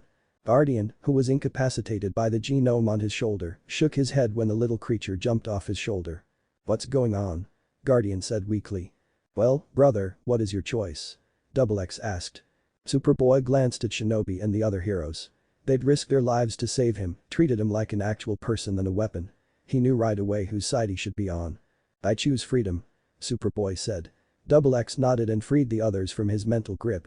"Feels like a fog lifting," Guardian said slowly while recovering. He then looked at the young heroes in front of him. "Guardian," Aqualid said after he, Robin and Kid Flash got back up on their feet. "You feeling alright now?" Guardian nodded. "Yes, sorry about the trouble I caused. Now go. I'll deal with Desmond." "I think not," Desmond said after appearing behind the Genomorphs while holding a vial of light blue liquid. "Project Blockbuster will give the power to restore order to Cadmus." Before anyone could stop him, he drank the solution in the vial. Immediately, he kneeled down in pain. Soon his body began to change, he grew up to 10 feet tall, his muscles were expanding, his eyes became black with red pupils, his skin began to peel off, save for a few patches on his face, revealing rock-like gray hide. With a loud roar, he was no longer Dr. Desmond. He was now the true figure of his creations used as weapons, Blockbuster. "Everyone get back," Guardian said before he charged at the behemoth. However, Blockbuster easily backhanded him into a wall. Superboy then lunged at him next, punching him in the face, but Blockbuster managed to counter with some blows of his own. He knocked Superboy down to the floor skidding. Superboy jumped up high, but was intercepted by Blockbuster, crashing them both through the ceiling and into the Cadmus lobby on the first floor. "Okay, that's one way to bust through the ceiling," Robin said while taking his grappling hook out. "You think Labcoat planned that?" Kid Flash asked while grabbing a hold of Robin before they were shot straight up through the hole and into the first floor. "I doubt he's planning anything anymore," Aqualid said grimly.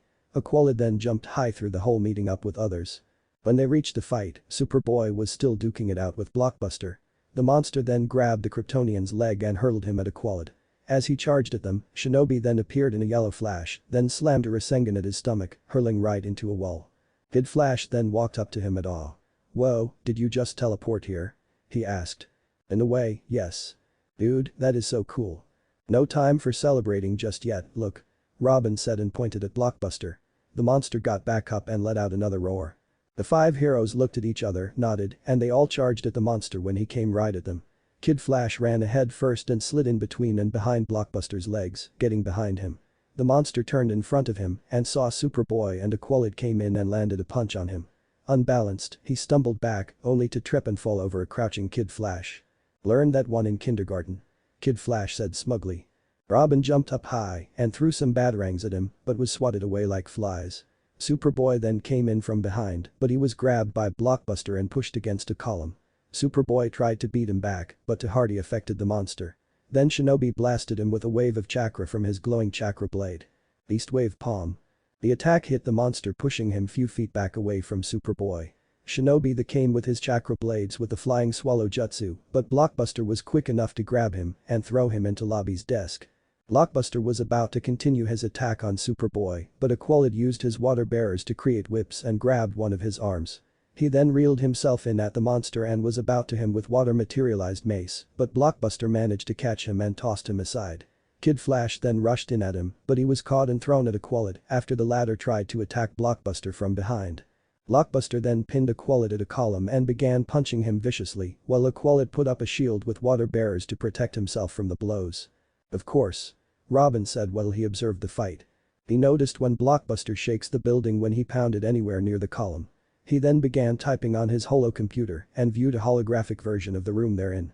Shinobi recovered from his blow from Blockbuster and walked up to Robin. "Please tell me you have a plan because I am going to run low eventually," Shinobi said. Naruto was not lying on that, even he has his limits. He may have a lot of power, but he doesn't want to do this forever, but he can't use all of his strength while his friends were around in a damaged building. Plus this monster's stamina is pretty high, Naruto doesn't usually fight opponents that can take on so many of his attacks. "You'll be glad to hear, I do," Robin said with a grin. "KF, get over here." As Kid Flash rushed right over to where Robin and Shinobi are, Aqualid and Superboy were busy dealing with Blockbuster. The Atlantean was still being pounded until Superboy jumped onto the monster from the back of his neck. Blockbuster tossed the Aqualid aside, tossed the clone overhead and through the concrete column. Robin in the meantime was telling Shinobi and Kid Flash his plan in stopping that monster, showing them schematics of the room. Telling them to attack the column before Blockbuster could attack them.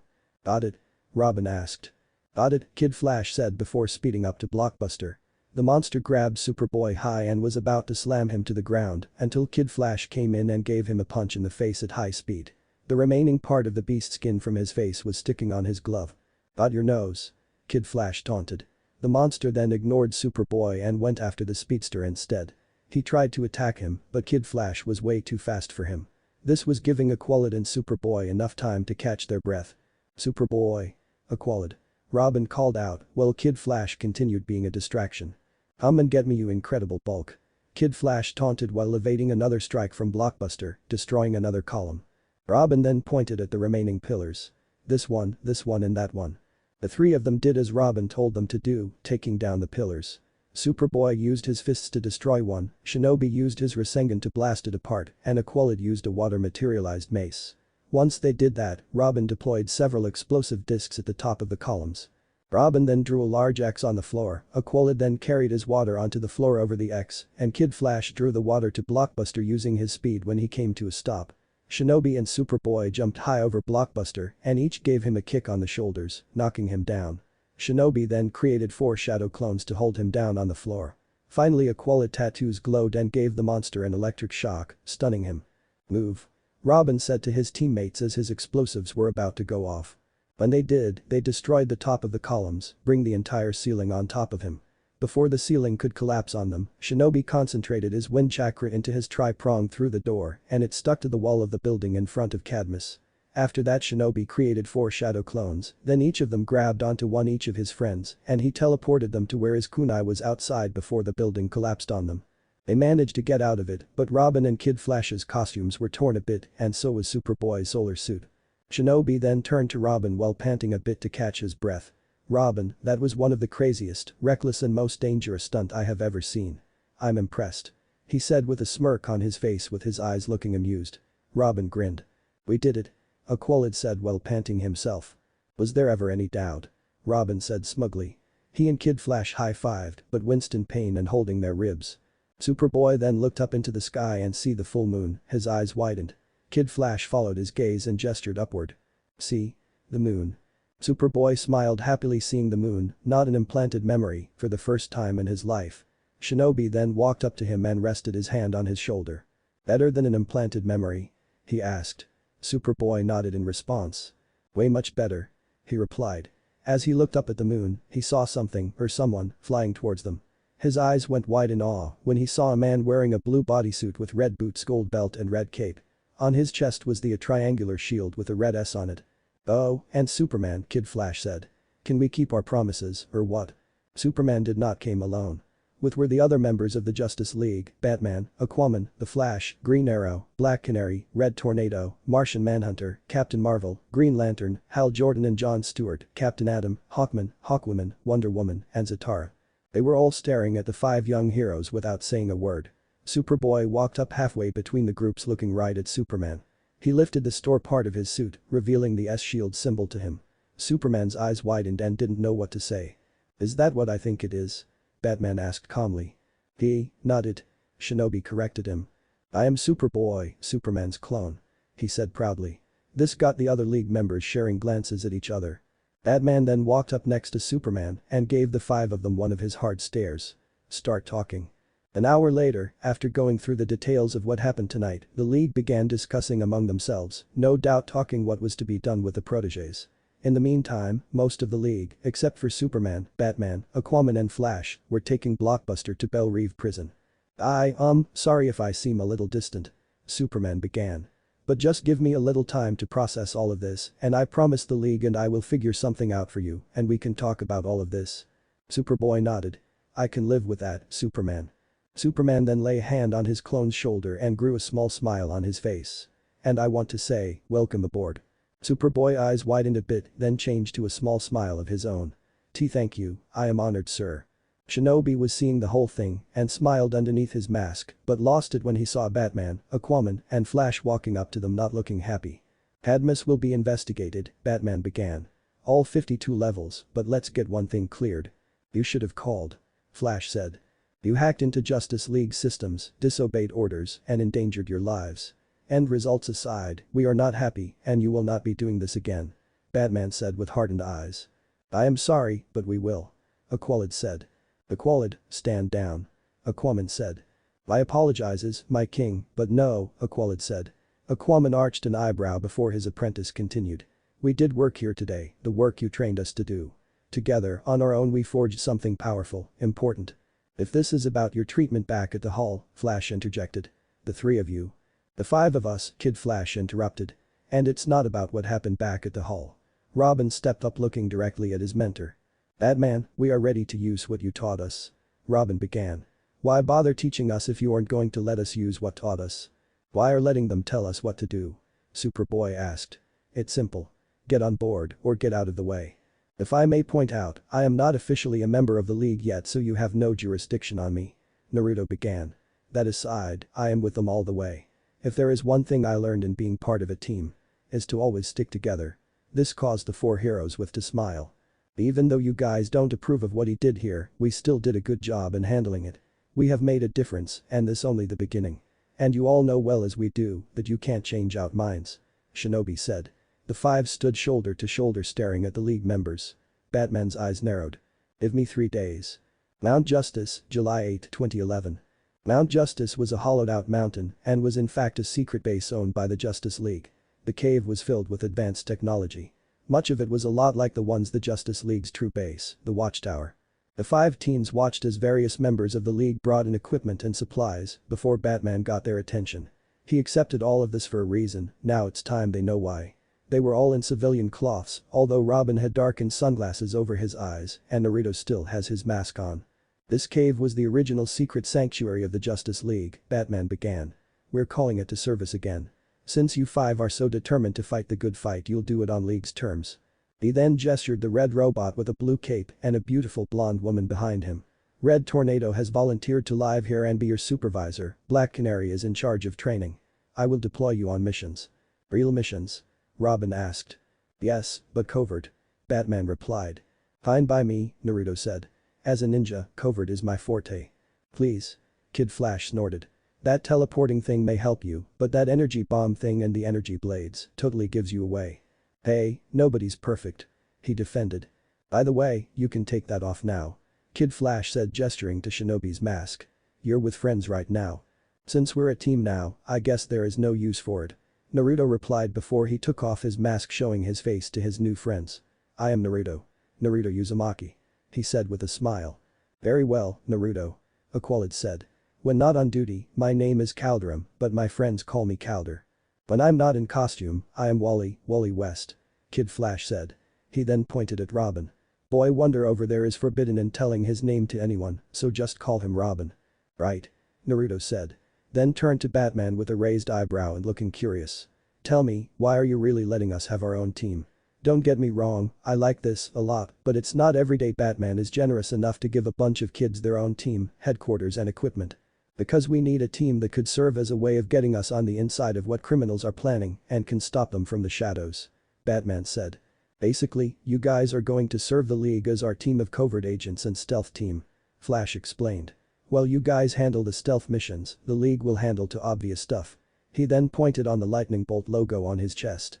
There's a reason why we have these big targets on our chests. But Cadmus proves that the bad guys are getting smarter, Aquaman continued. Batman needs a that can operate on the sly. The 6 of you will be that team. Batman finished. Cool. Robin said before his smile changed to a confused frown. Wait, the 6 of us? Batman nodded his head to the Zeta tubes, where Martian Manhunter came into the room accompanied by a teenaged female Martian. She had shape-shifted into a near-perfect image of a pretty teenage girl, but with green skin. She had green skin with medium-length red hair. She wore a white shirt with a red X-shaped harness, a short blue cape, blue gloves, blue skirt that ended just above her knees, and blue boots. This is Martian Manhunter's niece, Batman said. Miss Martian. Hi, she said shyly. Liking this gig more every minute. Wally whispered to Robin before speaking at normal volume. I'm Kid Flash, that's Robin, Aqualad, and Shinobi. It's cool if you forget their names. Naruto rolled his eyes at Wally's antics. He was almost as bad as Jiraiya, the pervy sage. Miss Martian smiled, though her hands were clasped together nervously. I'm honored to be included. Naruto glanced back at Superboy, who was still looking upset that Superman wasn't around. Naruto then walked up and laid a hand on Superboy's shoulder. Don't worry, give him time. After all, Kryptonians are naturally hard-headed. Naruto said. Superboy smiled at him as Naruto led him to the others. Naruto then extended his hand to her.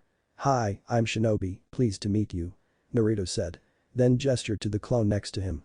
This is Superboy. He's new too, he's not much of a talker. Miss Martian shook Naruto's hand before looking at Superboy with a shy smile. Her cape then melted and her white shirt changed to black, though her red harness remained. I like your t-shirt. She said shyly. Superboy smiled in response, while Robin playfully elbowed him. Naruto looked at the clone with an amused smile, while Wally threw his arm around Superboy in a comrade-like fashion. Naruto then looked at Aqualad smiling. Well, Calder? He asked. Yes, today is the day. Unknown location. Concealed by blinding light, the hidden figures who controlled Cadmus were all having a discussion about what happened 3 days ago. The Justice League has found out about their work, they lost Superboy to them, and now Guardian has taken over as the new chairman of the labs, ending its uses to them. Overall, they are not happy. In the light afford to leave Guardian in charge without a genome, we have settled means of control. One member said. What concerns me is the children. Another member said while viewing a visual of the 4 leaving with Superboy. We now know the League is willing to employ young heroes to do their dirty work. That's a dark twist. You are all missing something, one member said while zooming in on the image of Naruto as Shinobi. This new player in the hero business, Shinobi, I recognized his abilities. I know him very well, a 8th person said. Those other children may be posed as a nuisance to our plans, but the one known as Shinobi will pose as a serious threat unless we can harness his powers for ourselves. Indeed, he and his powers will be controlled and manipulated under our will. The leader's voice said. Also, this new team of young heroes can be played to our advantage. Even the temporary loss of the weapon may prove useful. Eventually everyone sees the light. The end. Young Justice. Shinobi Chapter 3. Welcome to Happy Harbor. Star City, July 17, 2010. It was late at night at the Star City docks, and there was a robbery at docks by a group of thugs. The leader of the group is Brick, a gang boss and one of Green Arrow's arch foes. Brick had bright orange skin, was about 7 feet tall, short white hair and a ponytail, and was wearing a fancy tailor suit. During the heist, Brick's men were loading stolen cases from one truck to their own, they parked next to it. The cases were full of new high-tech weapons, like new laser pistols. As they were about to load the first case into the truck, a trick arrow landed in between the thugs carrying the cases, and then it suddenly explodes, knocking them down. One of the guns that were in the case came out, and Brick picked it up. He aimed it at where the arrow came from, and the one who shot was Roy Harper, aka Speedy. You again? Brick explained. Speedy didn't reply and just kept glaring at him. I'm starting to feel insulted that Green Arrow isn't messing up my operations personally anymore. Speedy scowled. Brick then began firing at him, but Speedy leapt through the beams he was on with acrobatic skills. He then ran across a platform while avoiding getting shot. He then fired a direct hit with an explosive arrow at Brick's laser pistol, but he was unfazed by the explosion while it tore his suit. Do you know what I pay for a suit my size? He yelled at the young archer. He turned to his gang. Kill him. As they aimed their weapons at Speedy, they were suddenly ambushed by Kid Flash, Robin and Aqualad. Kid Flash knocked one guy down with his speed. Robin used batarangs to knock the other 2 guns out of their hands, then Aqualad knocked them down with his water-bearer whips. Brick then lifted a piece of the dock's concrete floor and tossed it at Speedy, but he ducked and fired another explosive arrow at him. It only done minimal damage to the brute and he tossed another large rock at him. Aqualad stepped in and used his water-bearer blade to slice in half. Speedy then fired another trick arrow, surrounding Brick in a thick cloud of smoke. The cave is perfect, Aqualid said turning to Speedy. It has everything we need. Robin suddenly jumped behind them while Kid Flash ran up the wall and stopping in front of them. For covert missions, you know, spy stuff. Robin said. Wait until you see Shinobi, Superboy and Miss Martian. Kid Flash said. But I saw her first. Brick then chucked another rock at them, but they evaded the attack except for Aqualid who used his water bear mace to smash it into pieces. Speedy then launched 3 more explosive arrows at him with little success. Brick was too durable for the explosive arrows. Brick chuckled. Tell Arrow he shouldn't send little boys to do a man's job. Speedy then loaded his next arrow at him. Brick smirked, then held out his arms. Go ahead.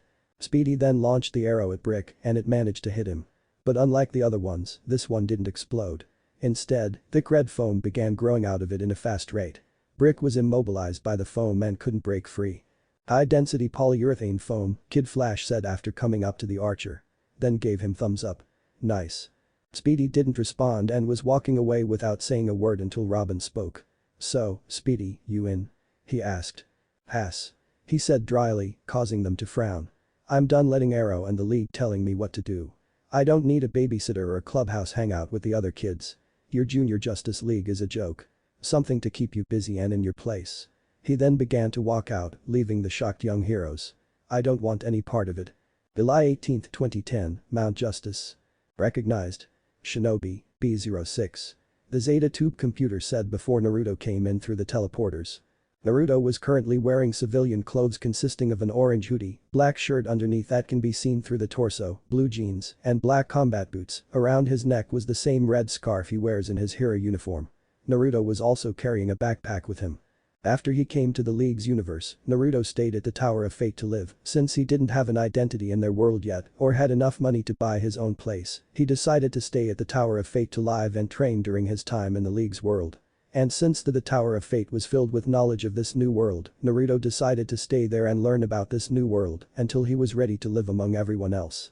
He'd learned a long time ago in his world that it's better be prepared than unprepared, especially coming to an unknown place. Ever since the cave opened by the League, Naruto decided to move in there to know his team better. Ken thought it was a good idea since Naruto needed to learn more about the world around him and needs to make a home of his own if he really can belong in this new world. Naruto brought his cloths, favorite cup ramen, weapons and his ninjutsu scrolls from Kent's tower to the cave where he can do more training there. During the past 2 weeks after the team was assembled, Naruto started to get to know his newest teammates more. He has trained with Robin before and they hit it off pretty well. He became one of Robin's best friends. He was impressed with Robin for his skills and at such a young age. Robin was also impressed with Naruto because he too learned how to fight at young age as well.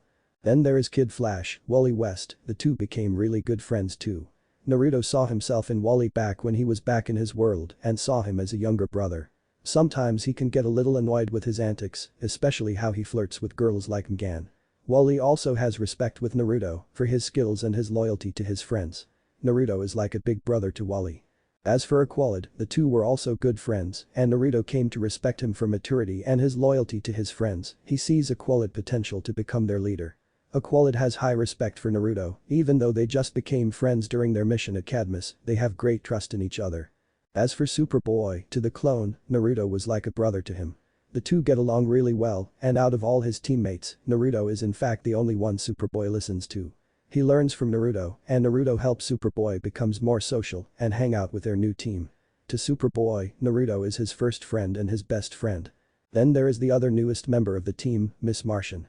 The two became really good friends. The two have a lot of common since they are both new on Earth. Even though Mgan comes from another planet while Naruto comes from another dimension. Something Naruto likes to do around Mgan is to tease her about her crush on Superboy, he finds it funny.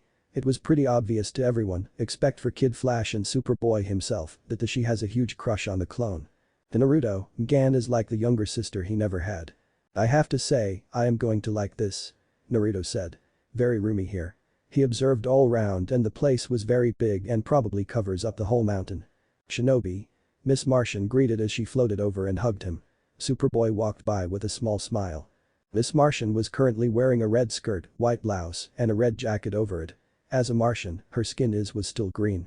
Superboy was wearing black t-shirt with the crest of the House of L on it, a pair of jeans, a brown jacket and black combat boots.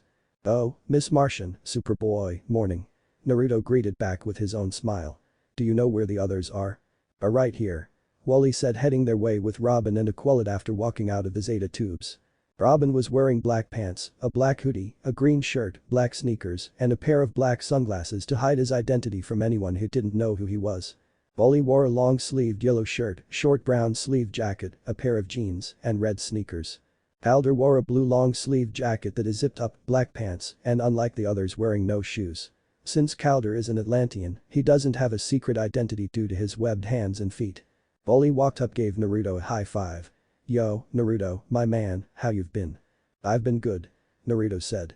"Oh yeah, a little bat told me that you guys ran into Speedy last night. How did it go? Did he want in?" The three looked down. The Qualid shook his head. "No, he said he didn't want in." "Yeah," Wally said in depressed tone, then quickly perked right back up. "Anyways, sensors show that tornado is heading our way right now. He might have our first mission for us." Naruto set down his bag and put his hands behind his back. "Well, only one way to find out." They all then walked out through the front entrance while Mgan just flew out. After they made it outside, they see Red Tornado came down to the ground slowly through a crimson-colored tornado from the lower half of his body. "Red Tornado," Wally greeted with a wave. "Greetings," the android replied. "Is there a reason why you intercepted me at the cave?" "We hope you have a mission for us," Aqualid said. "Mission assignments are Batman's priority," Red Tornado said. "But it's been over a week," Robin complained. "And nothing." Naruto put a hand on his shoulder. "Easy, boy wonder, over a week or not, it's too early to cause trouble." "You will be tested soon enough," Red Tornado said. "For the time being, simply enjoy each other's company." The Qualid stepped up. "This team is not a social club." "No," Red Tornado agreed before he continued. "But I am told social interaction is an important team-building exercise. Perhaps you can keep busy by familiarizing yourselves with the cave." He then proceeded to the cave. "Keep busy," Wally hissed. "Does he think we're falling for this?" Robin said. "Oh. I'll find out," Mgan said. She narrowed her eyes towards the retreating android, trying to use telepathy, but changed to disappointed expression. I'm sorry, I forgot, he's a machine, inorganic. I can't read his mind." "Nice try though," Wally said as he stepped closer to her. "So, know what I'm think right now?" Naruto rolled his eyes while Robin elbowed the speedster. "We all know what you're thinking right now," Robin said. "So now, we tour the clubhouse," Aqualid said. "I for one think it's a good idea," Naruto said, getting their attention. "Our team is still new and we all need to know each other better if we want our team to succeed in missions. And we should know our headquarters better." "Well, Superboy and I live here," Mgan said. "We can play tour guides." They all turned to Superboy. "Don't look at me," he said. "We won't," Wally said, then looked back at Mgan with flirtatious eyes. "A private tour sound much more fun." "She never said private," Robin hissed. "Team building, we'll all go," Aqualid said. "Then I say, let the tour begin," Naruto said cheerfully while putting his hand behind his back as they began heading back inside. "This would be the front door and on the other side would be the back door," Mgan said as she led them around the cave. "Down this way is the kitchen and bathrooms, right here is the living room, the bedrooms are over there, the gym is down the hall that way, that hallway probably leads to the holographic room, but I'm not sure. The cave is actually the entire mountain. It was hollowed out and reinforced by Green Lantern and Superman in the early days of the League," Kid Flash explained as they entered the cave's secondary hall, half filled with an underground freshwater pool. "I've got a question, if this place is practically invisible to the public eye, why did the League abandon it?" Naruto asked. "The cave's location was compromised," Aqualid said. "So they traded it for a tourist trap." "Yeah, that makes sense," Superboy said sarcastically. "If villains know about the cave, then we must be in constant alert," Mgan said. "The bad guys know they know about this place," Robin said, taking the Martian's hand. "They never think to look here." Mgan looked confused. Naruto then stepped up. "I think he means we're hiding in plain sight. True, the bad guys know about this place, but they don't know that the League is using it again for us. They don't expect a thing." "Ah," she said. "That does make sense. By the way, Shinobi, when you came here, you had a backpack with you. What's it for?" she asked, getting the team to look at the ninja. "It had all of my stuff," Naruto replied before scratching the back of his head, looking a little sheepish. "Guess I forgot to tell you guys sooner, but today I'm moving into the cave. Is there a room that I can stay in?" "We don't mind having you here and we've got plenty of spare rooms," Mgan said with a smile on her face. "You're more than welcome to stay here." That got Naruto smiling too. Superboy smiled a bit too until he smelled something in the air. "I smell smoke," Superboy said. Mgan gasped with widened eyes. My cookies. She then flew right to the kitchen, where smoke was drifting out of the oven. She used her telekinesis to open the oven doors and take the tray out and rested it on the counter. On it were a dozen burned blackened cookies. I was trying to make Granny Jones' recipe from episode 17 of never mind. Sorry that they're ruined. Naruto raised an eyebrow at first, but decided to ignore it whatever it was. He has his own secrets he wants to hide, and she has hers. It was nice of you to make them, and I'm sure they would have tasted great. Yeah, I mean, he doesn't seem to mind. Robin said, referring to Wally, who was actually eating the burned cookies, much to everyone's amazement. What? I have a serious metabolism. Wally shrugged. I'll make more. Gan offered. It was still sweet of you to make any. Calder said. Thank you, Aqualid. She said. We're off duty, my name is Calderum. He said, smiling. Actually, my friends call me Calder. I'm Wally. He said before leaning on the counter staring at the Martian. I already trust you with my secret identity. Man, where's your off switch?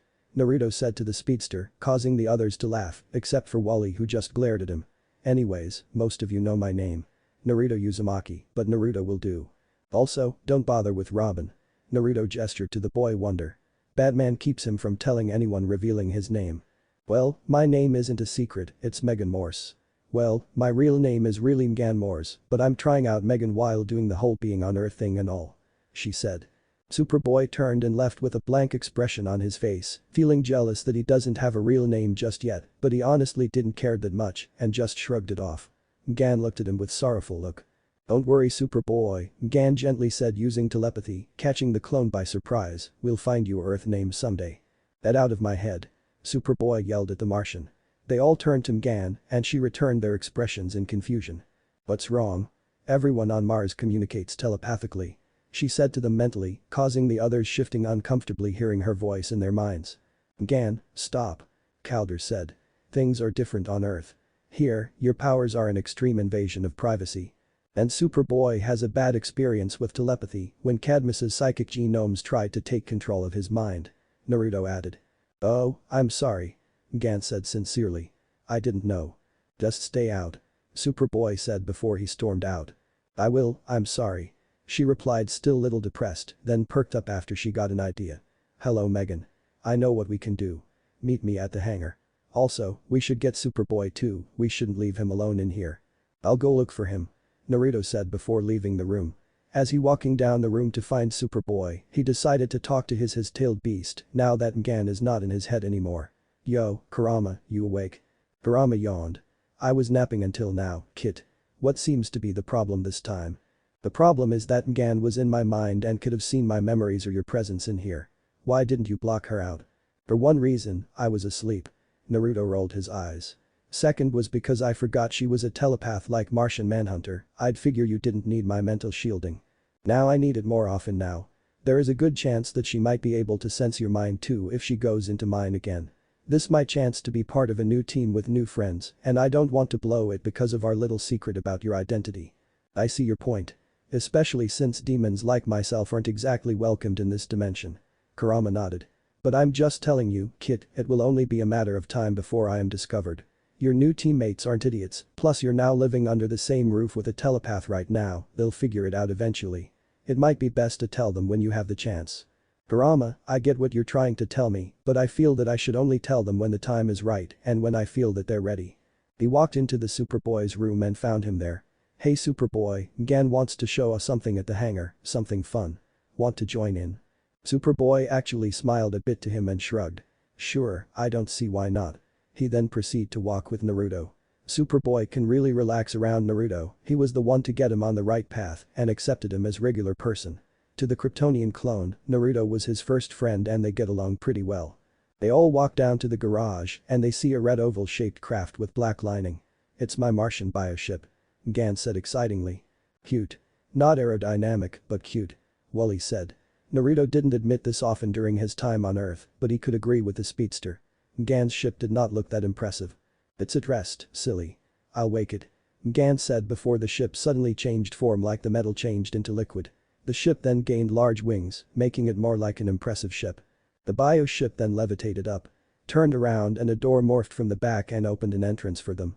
Gan began walking towards the ship while the others stood there. She turned to them. Well, are you coming? She asked. Uncertain at first, but Naruto and the others complied and enter inside the ship. They all soon made their way to cockpit of the ship and everyone took a seat in the chairs the ship made for them before it strapped them in. Gan sat on a chair on a different seat, acting as the captain's chair, where she'll pilot ship from. Red Tornado, please open the bay doors. Gan said to communicate to the android, which he complied and opened the doors. The ship then flew out of the doors and Gan began piloting the ship through the air at high speed. This is incredible. Robin exclaimed peering at the ocean. She sure is. Wally said staring at Gan dreamingly. Naruto rolled his eyes again from his antics while Gan looked at him. I mean, the ship, like all ships, is a she. Wally countered nervously. Naruto turned to Wally with a sly smile. Real smooth, man, real smooth. He said sarcastically. Passed on his feet, not so much with his mouth. Robin said to the Martian. Dudes. Wally said. As the others were talking, Calder decided to talk with Superboy after his outburst with Gan back at the cave. I don't need to have psychic powers to guess what you are thinking right now. The Atlantean said. You overreacted and you're not sure how to apologize. Just say you're sorry. However, the clone didn't reply. Gan just looked at him sadly. Naruto noticed this and decided to ease off the pressure on her. He'll come around. He just has a hard time expressing himself to people. He doesn't seem to like me that much. She replied. You guys do realize that he has super hearing, right? Wally reminds them. Superboy didn't look at them, but the Martian and Ninja were a little embarrassed. Hey, how about showing us a little Martian shape-shifting? Robin asked the Martian, trying to change topic. Gan stood up after everyone turned to her direction. Then she changed into a female version of Robin. They twirled around and changed into a female version of Kid Flash. Is it wrong that I think I'm hot? Wally asked while having a goofy grin on his face. Naruto just rolled his eyes and shook his head. He was now seeing how his former teammates felt when he acted like an idiot. Impressive, Robin said while clapping. But you're not exactly going to fool anyone with those. Mimicking boys is a lot harder. Gan admitted sheepishly. Then suddenly a cloud of smoke appeared in the room. After the smoke cleared, Red Tornado suddenly appeared standing in same spot Naruto was in, much to everyone's shock. Greetings, team. He said in his synthesized voice. Red Tornado? Superboy said in awe. But how? Wally asked. You stayed behind at the cave. How did you? Gotcha. Then suddenly another puff of smoke appeared covering the android and revealed Naruto in his place with a big mischievous grin on his face. Had you fooled, didn't I? Whoa, Naruto. Wally said in surprise. You can shapeshift too. Well, not exactly. It's called my transformation jutsu. By concentrating my chakra, it allows me to mirror the image and voice of the person I choose. Naruto explained. Hold on. Chakra? What's that? Gan asked. To put it simply, it's the source of my powers. Naruto answered. Chakra is the combination of both physical and spiritual energy that exists in every single living being on the planet, such as people, animals and plants. I have the ability to manipulate my chakra and use them for my ninja art abilities. I can tell, Naruto's technique allowed him to mimic the clothing of the person he chose, a quality said to Gan. But what about you? My cloths are organic, just like the ship, they respond to my mental commands. She said. As long as they are the only ones. Superboy huffed. Gan looked down. Wally then looked at her having a sad expression on her face.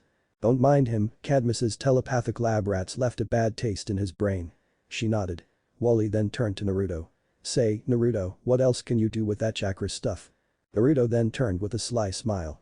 Believe me, you'll find out. Wally groaned. Oh man, I hate it when he says stuff like that. He then turned to Gan. What about you, Ms. M, can you do that ghosting through walls thing like Martian Manhunter can? Density shifting. No, it's very advanced technique. She responded. Flash can vibrate his molecules to phase through walls. Robin said then points at Wally. When he tries it. Bloody nose. He said with a chuckle. Dude. Wally hissed, not wanting to be embarrassed in front of a pretty girl. Here's something I can do.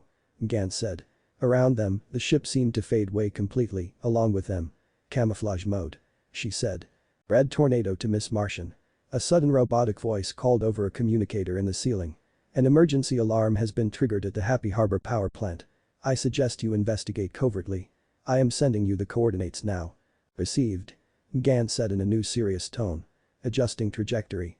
Robin sighed. Tornado's just keeping us busy again. It's not like we have anything better to do. Superboy said after remaining silent for a while. Besides, a small fire is what led us to find Superboy. Naruto pointed out. Might as well as see what caused this small emergency. I think I know why. Wally said, gesturing to his right. They all turned and all see a tornado heading their way. Gan tried to avoid it, but the current pulled them into the funnel of the tornado. They were spinning around in the twister and seemed to be no end to it. Luckily, Gan was able to pilot the ship out of the twister before getting any serious damage. She then gently landed the ship into the parking lot and they stepped right out, watching the workers evacuating from the building. "Remind me, are tornadoes common in Rhode Island?" Naruto asked. "I'm not sure they are," Calder replied before turning to face his team. He noticed they're missing someone. "Where's Robin?" They looked around but there was no sign of him, except for his mischievous laugh that looked it came from inside the building. "But he was just here," Gan said. "Believe us, he does that a lot," Wally replied before they all rushed inside the power plant. Inside the building, Robin was knocked into a wall by a gust of wind. The wind came from a robot or someone in an armored mech suit. Said suit was red with black highlights, about 10 feet tall, with oversized hands and a brown, ragged scarf wrapped around its neck and lower jaw, and large blue cables were attached to its arms and ended at a large backpack-like device on its back.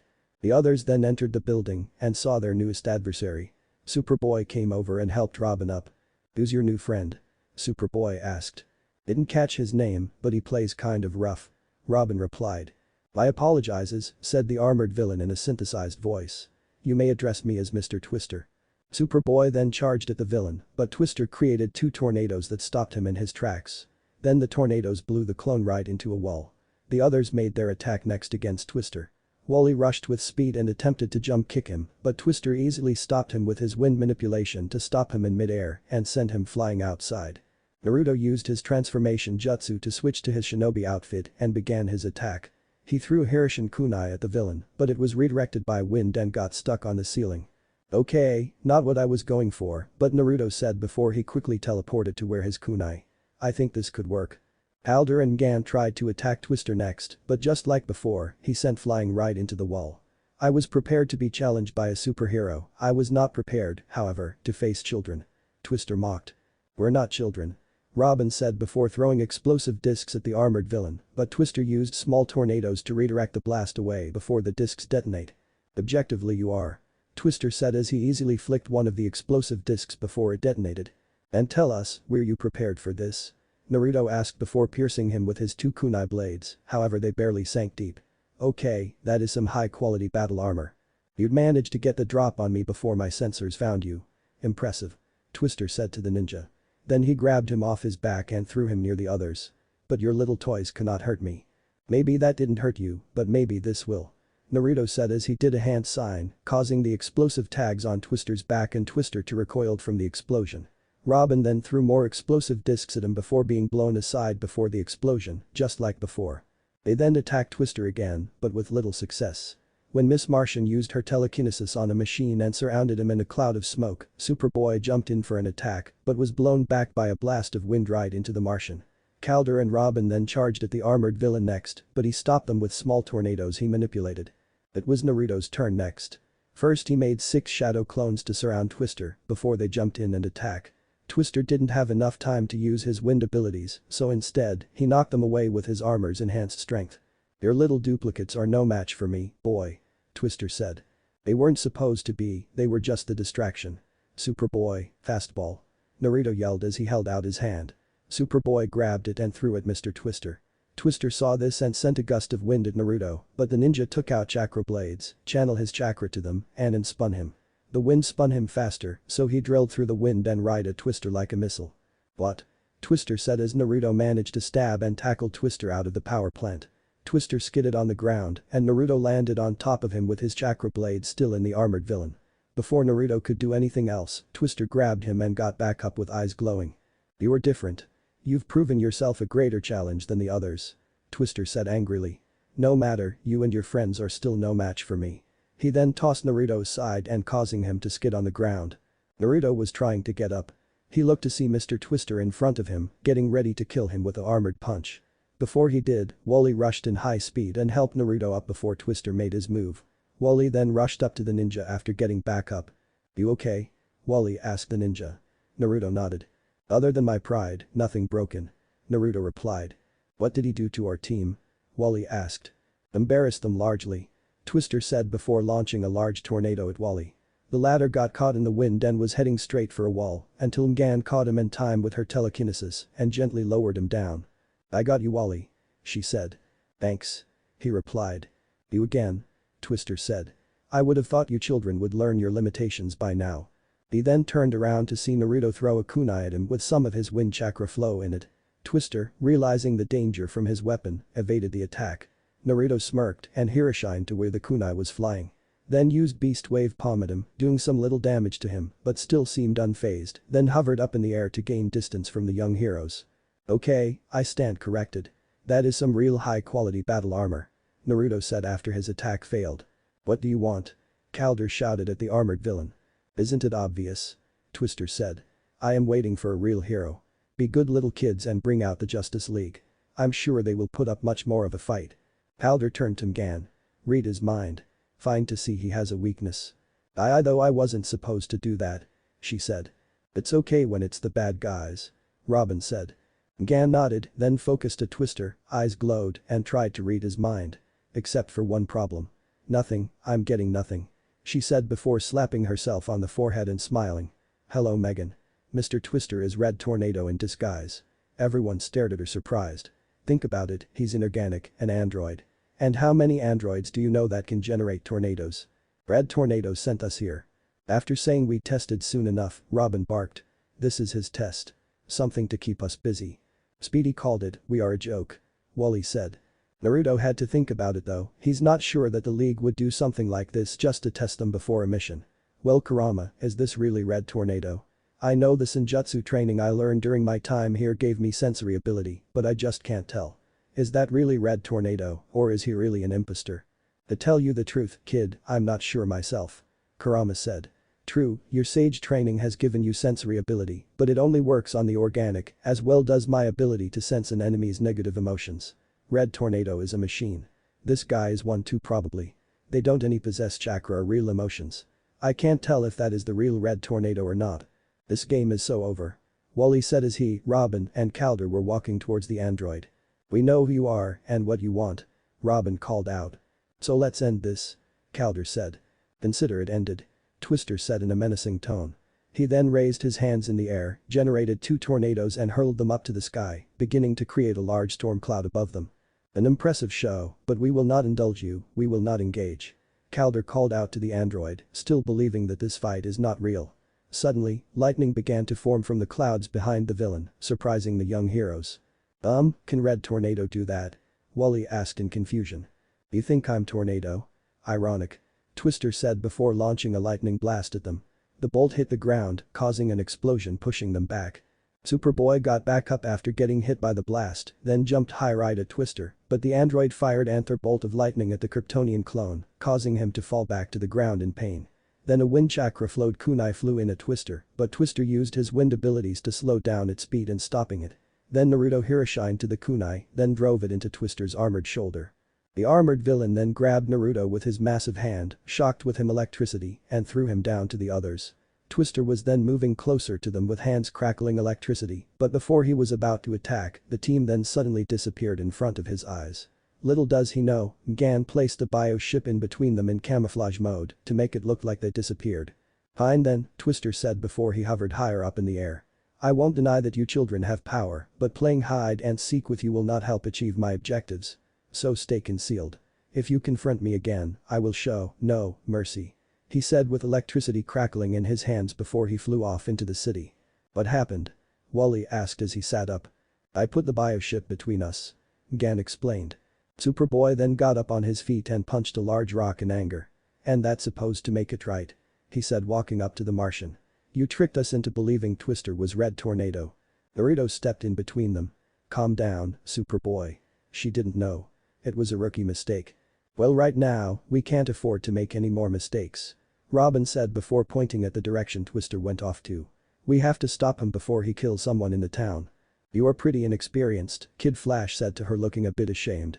"Hit the showers, we'll take it from here." "You heard him," Superboy growled.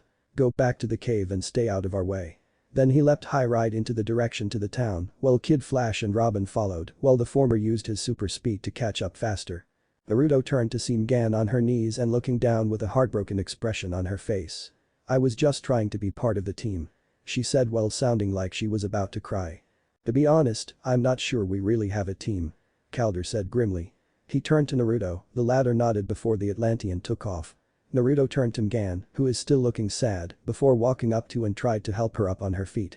"We are part of a team," Naruto said to the Martian. "But our team is still new and a team, no matter how new it is, always stick together fights by their teammates." "What do we do now?" she asked him while looking at him. "Simple," Naruto said. "We come with an actual plan, go back there and help them. We'd only be getting in their way." Mgan said looking away looking sad. Naruto sighed and looked at her. "And you think heading home and leaving them behind to that madman is a better idea?" Naruto questioned her. "Forget about what they said before, we've got to back." "You're right." Mgan said now out her depressed state and to a determined look. "We should call in Red Tornado. He's the only one who's close enough to help." "We're calling in Red Tornado for help," Naruto said with a slight anger and disbelief in his voice. "Mgan, that maniac is doing this to get someone in the leagues to fight him. We'd only be giving him what he wants by calling in Tornado."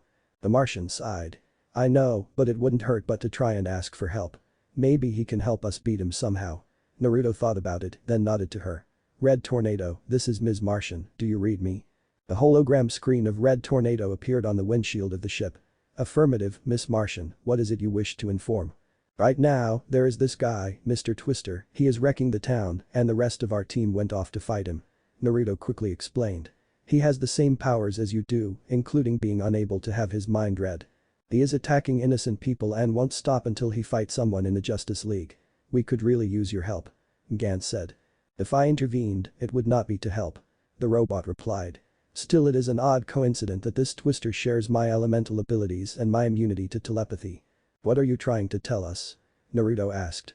"I am giving you, as you humans say, hints to aid in creating a formulated plan to beat this Twister," Tornado said. "As a team, it is very important to formulate a strategy when dealing with the enemy. Strategy is the key in winning and this is a fight you all have to finish," he said before signing off. "Well, that went well," Naruto said sarcastically. "What do we do now?" Mgan asked. "Take Tornado's advice. Like he said, we need a plan to beat that blower Twister and fast," Naruto said within a thinking pose. Mgan thought for a moment before smiling and slapping her forehead again. "Hello Megan. You've got a plan?" he asked. "Yeah, let's go help the others," Mgan said as she piloted the ship find Twister. In the meantime the rest of the team were busy fighting Mr. Twister when he tried to attack the town. The evil android thought that by attacking a town filled with innocent civilians would draw the attention of a hero or someone from the Justice League. But instead he got Robin, Kid Flash, Aqualad and Superboy all looking for a rematch. They managed to deal a few blows to the armored villain but were still no match for him. They are just taking turns trying to attack him with no real plan or teamwork. Every time they try and attack Twister, he manages to avoid their attacks and beat them away with his wind abilities. After they got back up, Wally noticed Robin taking out his utility belt and strapped around him from his shoulder to opposite thigh. "You'd brought your utility belt with you?" the speedster asked. "Never leave home without it," Robin said. "First thing Batman ever taught me." "Yeah, right after never go to the bathroom without it," Wally joked. "Everyone, listen to me," Mgan said to the others using telepathy. "What did we tell you?" Superboy growled. "I know," she replied. "And I know I messed up but me and Naruto have a plan. For it to work, you guys have to trust me." "And why should we give it a chance?" Superboy asked angrily. "Because we wouldn't be coming back if we didn't have one, now would we?" Naruto said through the telepathic link. "Now just listen, this plan just might work in beating this creep." They all remained silent while Mgan and Naruto discussed the Martian's plan in beating Mr. Twister, who in meantime continued his attack on the town. Then suddenly coming to the town through flight was Red Tornado who landed right near where the four young heroes are. "Hit the showers, boys," Red Tornado said as he landed. "I was hoping that you can handle this. Clearly, you cannot. But we got a plan now," Robin protested. "The subject is not up for debate," Red Tornado said, clearly not taking no for an answer. "Now stand aside and let me handle this." The four did what he said and the teens walked away. "Red Tornado. Out of all of the members of the league, I was looking forward to fight you the most," Twister said as he raised his arms up, ready for battle. "I was beginning to believe you'd never show up." "I'm here now, I don't know who you are, Twister, but your days of hurting others are over," Red Tornado replied. Then he raised his hand and generated a small tornado at him, but Twister was able to evade the attack. Then he countered with own tornado, but Red simply dispersed it. "It appeared we are evenly matched," Red Tornado said. Then used another tornado to send rock dug from the ground and hurled them at Twister. No, Tornado, we are not. Twister replied as he created a wall of air to scatter the large rock to pieces. Then fired a bolt of lightning at Red Tornado, who simply levitated and evading the attack until the lightning hit a boat that was launched out of the water during the team's fight with him and causing it to explode right in front of the robot. The explosion knocked the android down with a thud as sparks crackled from his body. Twister stood over him, watched the robotic hero's defeated form. "Stay still, android," he said. Tiny computer wires came out of his fingertips and embedding themselves in Tornado's head. The reprogramming won't take long. Suddenly Red Tornado turned around, grabbed Twister's wires, and his face morphed into a smiling Gan. "Longer than you think." "What? What is this?" Twister demanded after his surprised. "Naruto, now," Gan said through the link. A kunai was thrown and landed right in front where Twister's standing. Then Naruto suddenly appeared out of thin air in a yellow flash and cutting the wires with a kunai in one hand while having a Rasengan in the other. "It's called an ambush," the ninja said. "Rasengan," he said after slamming the blue sphere in the villain's armored chest just before it exploded, sending him flying with a large dent in its chest. As Twister was about to hit the ground, Wally spun like a top, creating a tornado similar to the one used against Twister before and hurled him to Superboy. The Kryptonian then began punching the villain several times before knocking him into the water. While sinking in the bay, Twister's chest was impaled with a metal sign by a qualid before he was electrocuted by the Atlantean sorcery. The attack resulted in an explosion that sent Twister out of the water. Gan used her telekinesis on the villain to lift him up and ripped its arms and battery pack off. Finally, while Twister was still being held in the air, Robin threw his explosive discs at him. The final attack sent Twister crashing into the ground. Twister barely got back up on its knees before its chest opened. A frail old man in a yellow jumpsuit fell out. "Foul," the man whined as the teens surrounded him. "I see, call foul." Naruto closed his eyes for a second after looking at the man. Then quickly came up to him and lifted him with one hand by his throat with a Rasengan charging in his other hand, much to everyone's shock. "Sorry, pal, wrong answer," Naruto said coldly as he was about to strike with his attack. "Any last words?" "Dudes. He's gonna," Wally said before Calder spoke. "Naruto, stop," he said. "It's over. Put him down." Naruto just glared at the man before finally let him go. The man sighed in deep relief and looked up at Naruto with a relieved smile. But quickly changed to a horrified expression when the ninja grew a smirk on his face and raising his Rasengan high. "Naruto, no."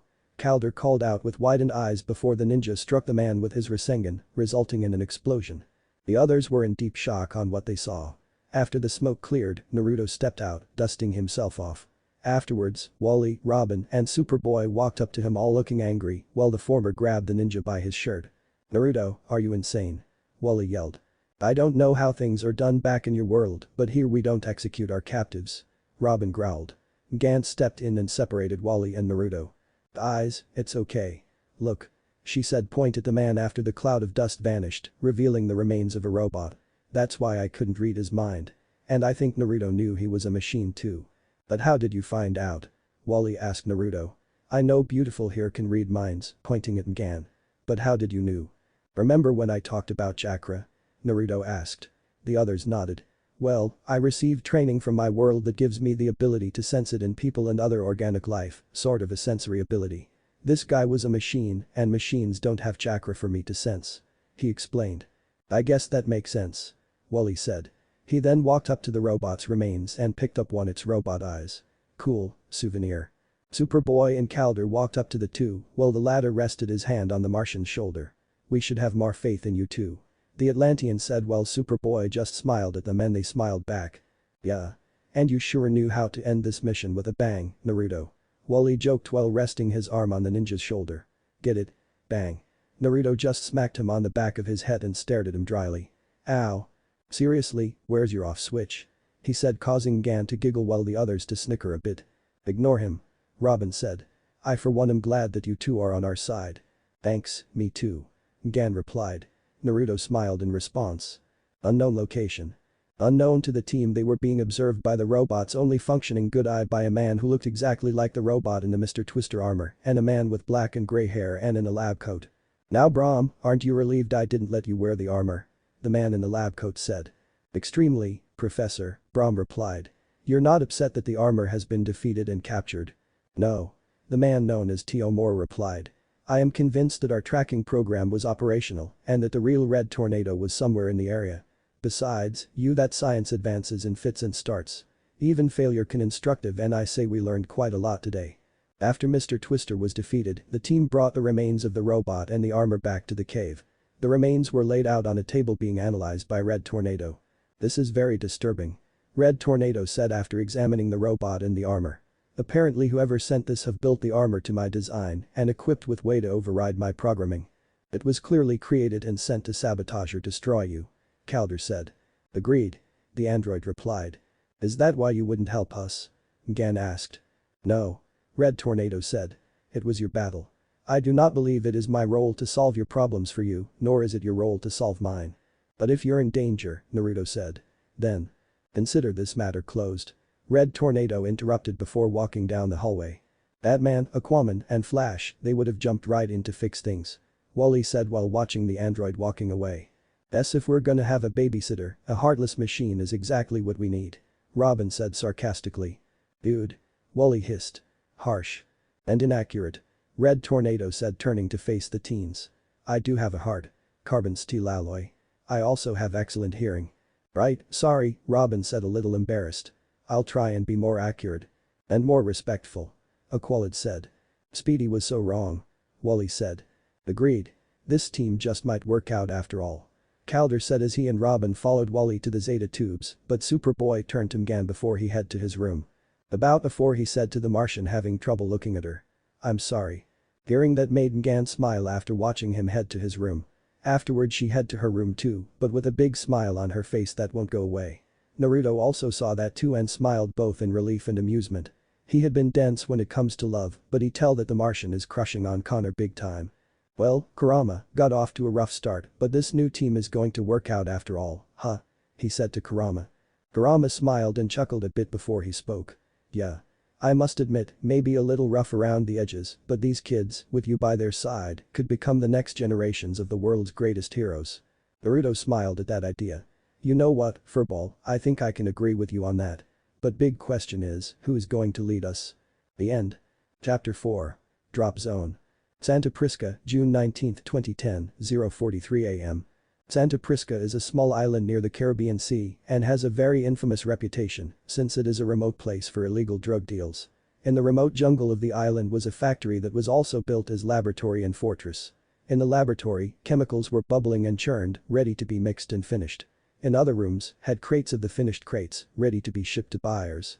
The island was being run by mercenary, illegal drug dealer, and mercenary, Bane.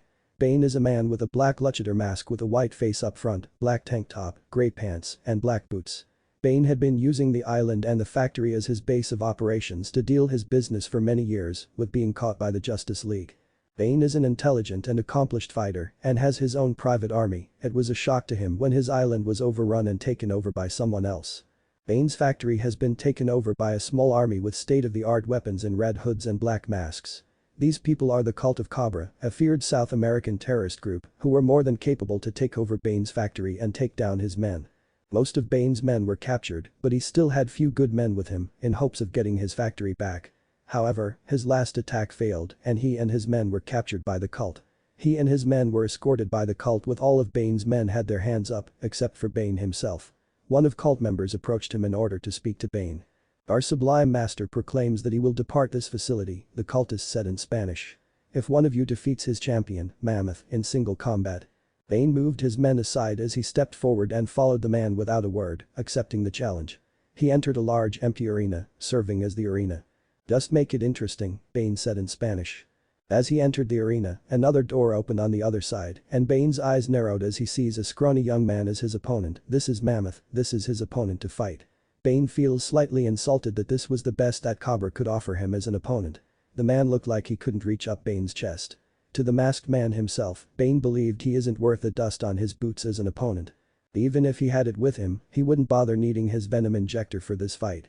The clatter noise from behind caught Bane's attention. The cultist purposely dropped the venom injector right at his feet. As Bane picked it up, he looked at the cultist and spoke in Spanish again. "You give me my greatest weapon back. What's the catch?" Bane asked. "No catch," the cultist said. "It would hardly test his champion's prowess if you were not at your best." "You want my best?" Bane said as he equipped the injector to his wrist and the tube to the back of his head. He then pressed a button, activating the injector, and a red fluid began pouring from the wrist device to the back of Bane's skull. His eyes dilated and every muscle in his body bulged several inches. After it stopped, Bane took a deep breath. "You got it," he said before cracking neck. "Now it's on." Before the fight began, a woman with fiery hair and a mohawk and a snake tattoo on the side of her head appeared behind Mammoth. This woman's name is Shimmer. She then injected a purple liquid into the man's arm before stepping out of the arena and closing the door. Almost immediately, the man started to convulse and scream in agony. His body began going through a horrifying change. His body's muscles bulged to unnatural lengths and angles, his orange hair spiked up, his canines grew longer into fangs, and his skin became a sick brown and split in places, revealing traces of muscle. Now Mammoth is bigger and taller than Bane is by inches. And now that his transformation is over, he is ready to fight. After taking a deep breath, Mammoth then charged at Bane. Bane barely had time to prepare, he was not expecting Mammoth to move this fast while being so big. Bane tried to block his punch with his arms, but the impact was strong enough to push him back a few feet. Bane then countered with a barrage of blows of his own against the monster to his chest and face. However, it barely irritated Mammoth. Mammoth quickly countered with a punch in the gut, but with greater strength. Before Bane fell to the floor, Mammoth grabbed him and tossed him to the wall before ramming him with his shoulder. As Bane fell to his knees, Mammoth grabbed by the back of his head, tossed him to ground, jumped up, and knocked him out with powerful punch to his face. Bane was left unconscious, with traces of blood dripping from his nose and mouth. The cultist then smiled after seeing Bane's defeat and began chanting in English. "Hail Cobra! Hail Cobra! Hail Cobra! Hail Cobra!" The other cultists said. "Hail Cobra! Hail Cobra! Hail Cobra!" As the chanting continued, a tall, muscled man watched from the shadows with an arrogant smile on his face and his arms crossed. This man wore a red and was bare-chested, had pale white skin. This man was the leader of the cult. This man was Cobra and he had completed phase 1 of his plan. Mount Justice, July 22, 2010, 5:07 p.m. Shinobi, Robin, Aqualid, Kid Flash, Superboy, and Miss Martian were all at the gathered to the cave's briefing room, waiting to hear the orders of their first mission by Batman. They were all excited, it has been weeks since their team was formed and now it was time for their first mission. Batman wasted no time getting started. Isla Santa Prisca. This island is the primary source of a dangerous and illegal neo-steroid strength-enhancing drug called Venom. Batman said as he showed them a visual of the island on the computer. Infrared heat signatures show that the factory is still operating at full capacity, but all shipments of Venom have been inexplicably cut off. Batman continues. That's where the team comes in. This is a covert recon mission only, observe and report. If the Justice League needs to intervene, it will. The plan requires 2 drop zones. So, who's in charge? Robin asks. That got both Batman and Red Tornado to turn to them, look at each other, and back to the team before the former spoke. Work that out between you. Santa Prisca, July 22, 2010, 8:08 p.m. Drop zone A in 30 seconds. Shinobi announced while checking the sensors. Aqualid, you know what to do. Aqualid nodded, got up from his seat, and pressed the symbol on his belt which changed his red shirt to black. Ready. He said. Putting the ship in camouflage mode. Miss Martian said. After Miss Martian camouflaged the ship, she opened a hatch in her bio-ship for Aqualid and he jumped out and dived into the ocean. There, he swam towards the island after they got close enough. He swam past the underwater mines and cut through the large undersea net before he made it to shore. He then walked up to a missile battery. He placed a small disc on the side of it and waited a few seconds before the light on it turned from red to green. Heat and motion sensors are hacked, Aqualid said through his communicator. Data is now on a continuous loop. It's time to move in. The bio-ship then stopped to a halt in the air in camouflage mode, reaching its destination for the team to deploy. We have arrived at Drop Zone B, Miss Martian informed to the team. Good. Shinobi said. Now, we all know what to do. We go in, grab intel from the factory, and we leave. Understood? He asked, which got nods from his teammates. Then Miss Martian mentally told the ship to give them all descent lines to lower themselves to the ground. After being told that they would be doing a lot of missions that would involve stealth, or at least being at night, the League had given some members of the team the new outfits with stealth capabilities. Kid Flash, for example, his outfit looks the same with the same color scheme, but his outfits had shoulder pads. Kid Flash tapped the lightning bolt icon on his chest, and the top of his costume and mask is now dark gray, while his pants, gloves and boots turned black. The one thing that didn't change on his costume was red lightning bolt on his costume and the sides of his mask. How cool is this? Kid Flash asked the Martian. Very impressive. she replied before morphing her white and blue outfit into a black bodysuit that covered her neck to her toes. The red X on her chest was joined by a red belt and her blue cape became a darker shape, had an added hood. That works too, Kid Flash said staring at her, trying not drool of her form-fitting outfit, then turned to Superboy. Hey, Soupy, last chance to put on the new stealth tech. Superboy crossed his arms. No capes, no tights, no offense. It totally works for you, Miss Martian said, staring dreamily at Superboy, who looked raised and eyebrowed her. And that you can totally do good work in those clothes. She quickly said all flustered. Superboy just shrugged at the comment, while Miss Martian just blushed, pulled her hood over her face, and went into camouflage mode all embarrassed. Naruto had to hold back his laugh. It was so painfully obvious, except for Wally, that the Martian has a huge crush on Superboy hard and yet the clone is too dense to notice yet. It's just too much fun to watch. Miss Martian then opened a hatch on the floor of her ship, then Shinobi, Kid Flash, and Robin used their lines to slid themselves down silently, while Miss Martian simply levitated herself down. They detached their cable lines before diving out of the way to avoid getting crushed by a falling Superboy. Knew I didn't need a line. Superboy said with a smirk as he climbed out of the crater he made. And yet creating a seismic event may not have helped us much with the covert, Robin growled at the clone. Cut it out, we don't have time to fight for arguments. Shinobi said to Robin before turning to Superboy. Superboy, do not do that again, we were lucky your landing stunt didn't give out our location. Both Robin and Superboy nodded, first at Shinobi, then at each other in an unspoken apology. Aqualid, we have arrived at Drop Zone B. Miss Martian informed in her communicator. Head for the factory, Aqualid replied while scaling a cliff to meet up with the others. I'll track your GPS and rendezvous at your location. Roger that. Robin replied before he and the rest of the team moved out. Inside Naruto's mindscape was Kurama, who was sleeping until he was awakened when he feels Naruto doubtful emotions. What's the matter, Kit? Having doubts on this mission? The fox asked. Here I thought you'd be thrilled about your first mission. It's not about the mission, Kurama, Naruto replied. It's about the other thing. The other thing? Kurama repeated confused until he remembered. Oh right, you mean who the leader of your team should be.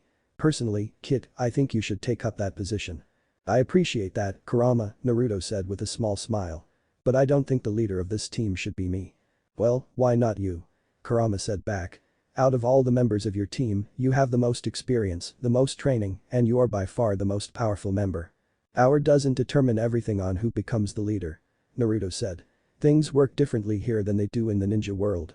The strongest member of the team doesn't automatically become the leader, it is determined by the character of the person they choose and who they find worthy for the position. That may be true, Kit, but far as I can see from this new team of yours, I can't think of anyone else that can lead this team. Kurama said with a smile on his face. After being taught by powerful ninjas such as Jiraiya and Kakashi. This team doesn't need an idealistic hero or even some know-it-all genius to lead them, they need a warrior. And you think I'm that warrior? Naruto asked, knowing what the demon fox is trying to tell him. Even so, Kurama, I think it should be someone who has more experience when it comes to being a hero in this world and knows what to do for their teammates. Being a ninja is what I know, and being a crime-fighting hero is still new to me. Well, there are 5 other members of your team right there, Kurama reminds Naruto. Out of the 5 of them, who do you think should be leader of this team? Naruto is going to be honest with himself, out of his 5 teammates including himself, he is unsure who should lead their team.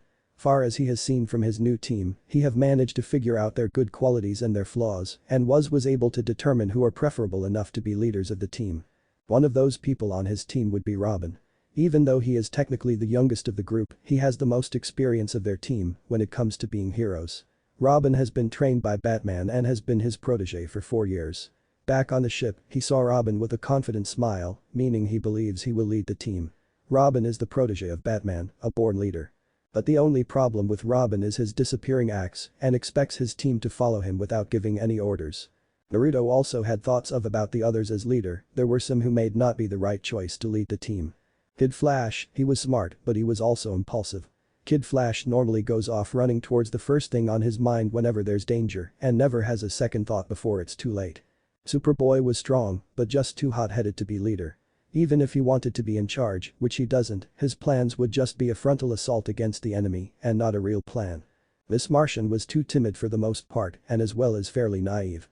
Gan was just too new at being a hero with no actual experience other than the incident with Mr. Twister and would feel being leader is too much pressure on her. The other person Naruto believes who would be a good leader for the team would have to be Aqualid. After seeing the Atlantean in action, Naruto is impressed and believes Aqualad to have potential to lead them. Aqualad is also a warrior, is calm and collective when in doing his duties. He is also very responsible and takes his duties as a hero seriously. He would be Naruto's main choice as leader. As for himself, despite the praises of his skills and experiences by Kurama, Naruto didn't want the job as leader. Things on the League's world is different than his, and he is not sure he can take charge of the team without any experience at being a hero like Aqualad, Kid Flash and Robin has. He usually preferred people giving him orders back in his world anyway. Besides, if anything bad happened to his teammates or if one of them died under his watch, he doesn't think he can handle the responsibility. In the meantime, during their mission, Naruto and his team continue walking across the forest, heading towards the factory, until Superboy heard a noise through his super hearing. "Stop," Superboy said. "Did you hear that?" No," Kid Flash said. "Wait, is this a super hearing thing?" "You do have great ears," Miss Martian said dreamily, staring at Superboy. "Okay, Robin, now what?" Kid Flash asked the boy wonder, but much to his annoyance, he was already gone. "Man, I hate it when he does that." Shinobi reached his communicator. "Aqualad, you getting all this?" "Yes," Aqualad said. "I'll be there soon, try and figure out what we're dealing with." "On it," Naruto said. He then closed his eyes, trying to sense what else is out there, and turned to the others. "Kid Flash, Superboy, switch to infrared, see who is tracking us. I sense two groups people coming from those directions." Naruto pointed to the left direction and the right. Both Kid Flash and Superboy nodded, the former pulled down his specialized goggles over his eyes and peered to the right, while the latter looked to the left with glowing eyes. "Got a squad of armed bozos incoming," Kid Flash said, pointing to the right. The team, minus Robin and Aqualad, took shelter behind some rocks. Superboy pointed left. "Two squads," he corrected. "But they'll meet each other before they find us." Then they started hearing guns firing. We don't need super hearing anymore," Kid Flash said. "We'll swing wide," Naruto said. "We don't want to get involved down there, this will be the perfect cover for us to get in and out of the factory no problem." Yeah, Kid Flash said. "As soon as I find Robin." "Kid Flash, don't." Naruto protested but was too late, the speedster already raced off before anyone can stop him. Kid Flash tried to avoid getting caught in middle of the fight, but he slipped on a patch of mud and rolled down the hill, right between the two groups, who froze, uncertain what to do with a superhero's sudden arrival in their conflict. Kid Flash looked into the eyes of Bane, the leader of one group. "So much for being stealthy," Kid Flash said to himself nervously. Bane scowled, pointed his assault rifle at Kid Flash and proceeding firing at him. Thankfully his super speed allowed him to be fast enough to dodge the bullets, but was getting boxed in when Bane's men and the other squad concentrated their firepower on him. He desperately avoided the bullets, but it was a matter of time before they hit him. Thankfully, Bane was stopped when Superboy jumped in and punched him. Bane rolled with a blow, then used Superboy's own momentum to knock him down. However, Superboy proved to be stronger and was able to overpower him and hurl to a tree. Then that is when Miss Martian and Shinobi attacked the other goons with Kid Flash. Miss Martian used her telekinesis to push them into trees. Shinobi was taking a bunch of them down with his hand-to-hand combat skills, along with creating shadow clones to thin out both groups. As Kid Flash was still dodging bullets, Robin then jumped out of the trees, landing between two assailants, knocking the first one down with a flying kick and the other one with a few punches in gut before a kick to head. "What is wrong with you guys?" Robin demanded as he punched one guy and then kicking the other in the head. "Remember covert? Why didn't you follow my lead and vanish in the jungle?" "That's what you were doing?" Kid Flash asked as he overwhelmed another man with a barrage of punches and kicks with his speed. "Way to fill us in. We're not mind readers, you know." He turned his head to see two men in black cloths and long red coats were tossed near a tree by Miss Martian's telekinesis. "Well, I'm not, anyway. You told me I can only read the bad guys' minds," Miss Martian defended. One of the men in red coats tried to escape before he was confronted and shocked volts of electricity by Aqualad. Then both he and Superboy proceeded taking the other men in two groups down. Bane was in the middle of fighting Shinobi, but the ninja was currently winning, knocking the former into a tree. Bane got up and continued to attack, but Shinobi managed to evade his attacks before jumping back for distance, charging up a blue orb in his hand, then charge at the man. "Rasengan!" Shinobi yelled as he drove it at the giant's abdomen, sent him wheeling to a tree and knocking him unconscious. Once the fight was over, the bad guys were tied up to a pair of large trees, the two groups have been separated from each other. "I recognize those uniforms." Robin gesturing the men in red coats and black masks. "They belong to the Cult of the Cobra." Naruto has heard about the Cult of the Cobra, they are a group of terrorists who operates in parts of the South American continent. They are very dangerous and have managed to keep their activities hidden from the Justice League for years. Their leader, Cobra, is a dangerous criminal mastermind and believes himself to be a god in a mortal body. I am certain that Batman would have informed us about a dangerous extremist was running in Santa Prisca's Venom operation. Aqualid said. Agreed. Robin said. And since there is clearly no love lost between those cultists and these goons, I'm betting Cobra came in and tossed them out. That is why normal supply lines have been cut off. We get it, Kid Flash said. Cobra wanted super cultists, mystery solved. Radio bats and let's leave. Naruto frowned, he wasn't convinced that this mission is really over. He knelt down in front towards one of the unconscious cultists and removed his mask. He checked all signs for all the signs of venom use, such as enhanced muscles and dilated pupils, but there was no change. Wait. Shinobi said to the others before turning back to them. These cultists aren't on venom. They were too easy to take down. Cobra must be hoarding the venom inside the factory. Our mission here isn't over. He's right. Robin said. We can't leave, not until I know why. Until you know why? Kid Flash asked. This team needs a leader. Robin said. And it's you? Kid Flash asked. Dude, you are a 13-year-old kid who ducked out on us without a word. And you are a mature 15. Robin chuckled. You blew our cover the first chance you got. While watching those two argue, Naruto just sighed and shook his head, then looked at his teammates on his right. You know, if I can agree with those two on one thing is that this team really does need a leader. Miss Martian nodded her head. Yeah, but don't you want to be leader, Naruto? Not really. Shinobi said. Being leader means having a lot of responsibility, I don't think I can handle it. Besides, I'm barely a hero and I don't have a superhero mentor like the rest of you guys. Miss Martian nodded then turned to Superboy. What about you, Superboy? Miss Martian asked. Superboy scoffed and shook his head. What about you? After that Mr. Twister fiasco? Forget it. She replied. You did all right. Superboy said with a smile, causing Miss Martian to smile back with a blush on her face. Naruto smiled at that moment of theirs before turned his head to Aqualid. What about you, Aqualid? I think you would make a great leader. Powder smiled. Thank you, Naruto. As flattering as that is, I don't know if I should lead either. I already know who is best suited for the job. He said honestly. As Shinobi and Aqualid talked and Robin and Kid Flash continued to argue, Superboy noticed Bane and one of his goons were whispering to each other in Spanish. Look at them argue. The goon said in Spanish. Free yourself and take them while they're distracted. Quite. Bane hissed in the same language. For now, I'll play along. They'll give me what I want. Superboy grew a smirk on his face after hearing their conversation. They thought they were so clever whispering out a plan in a different language so they won't expect a thing. But they can't fool Superboy thanks to his Kryptonian super hearing and Cadmus teaching him multiple languages through its genomes, he can understand every word they are saying. He knew Bane was going to be doing something in order to be freed and would betray them when he gets his chance. The only thing missing is how he is going to do it. Yeah, well, you have no superpowers. Kid Flash said to Robin while they were still arguing. Neither does Batman. Robin said back. You're not Batman. Closest thing we got. Bane took his opportunity when two bickering heroes came near him and started to laugh. Such clever Ninos, Bane said sarcastically to the young heroes. But you only know half the story. Let me show you the rest. I'll get you into the factory via my secret entrance. Miss Martian knelt near him, her eyes glowed. There is a secret entrance, but he's also hiding something. Chica. Bane is not easy, the villain said as he felt her presence in his mind. Miss Martian huffed in irritation. He's mentally reciting football scores en Espanol. This could take a while. It's not complicated. Bane said, smiling. The enemy of my enemy is my friend. Naruto narrowed his eyes at Bane and he has plenty of reason. He doesn't need Kurama's abilities to know that this man is an obvious liar and will double-cross them the first chance he gets. But they need to get into that factory and with their cover blown, they need a way in. A true ninja sees through deception, he can see through Bane's lies and maybe he can use him to their advantage. The team looked at each other for a moment, then nodded. Naruto knelt down near him, looked at him in the eye with a glare. Alright, big guy, we'll try it your way. Shinobi said to Bane. But let me be clear with you, Bane. If you try and betray us or try something funny, I won't give you the chance. You think Bane is scared of you, Ninos?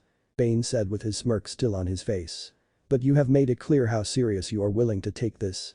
As Bane flexed his way out of the ropes and while the rest of the team took a defensive stance, Naruto moved aside and let Bane through to lead the way. After letting him through, the team soon followed him. Back at the Venom factory, Cobra's men were working and creating more venom in the factory. Cobra himself just watches patiently. He is then confronted by one of his cultists. "Sublime Master," he addressed Cobra. "Our guest approaches." Cobra nodded. "Activate the radio jamming net. Nothing must interfere." The cultist then bowed to Cobra and left. Bane led them to a cliff that oversaw the factory and allowed the team to see what is going on down there. Robin pulled out his binoculars, Kid Flash used his goggles, and Superboy used his supervision to see what is happening in the factory. They are seeing the cultists moving crates that mass quantities of venom, and from the haste they are making, something was happening soon. "Look at all that product," Robin said. "There has to be a buy going down, but if Cobra isn't selling to the usual suspects. We need to find out who the buyer is." Aqualid finished. "Just what I was thinking," Kid Flash said. "Yeah, right," Robin said sarcastically. "You're the thinker." Sarcasm? Dude, a real leader would be more focused on getting answers. Kid Flash said, this time with a serious tone. "Enough, you two," Shinobi said to the speedster and Boy Wonder. "We know that Cobra know we're here, we just need to find out who the buyer is and report it to the League then leave." "Right," Aqualid said. "We just need a way in the factory." The team then heard the sound of falling stone. They turned to see Bane moved behind them and shoved a large boulder and gestured to the now revealed tunnel. "If you want answers, then right this way," Bane said to the team. Kid Flash rolled his eyes as he and the team followed the villain down the tunnel.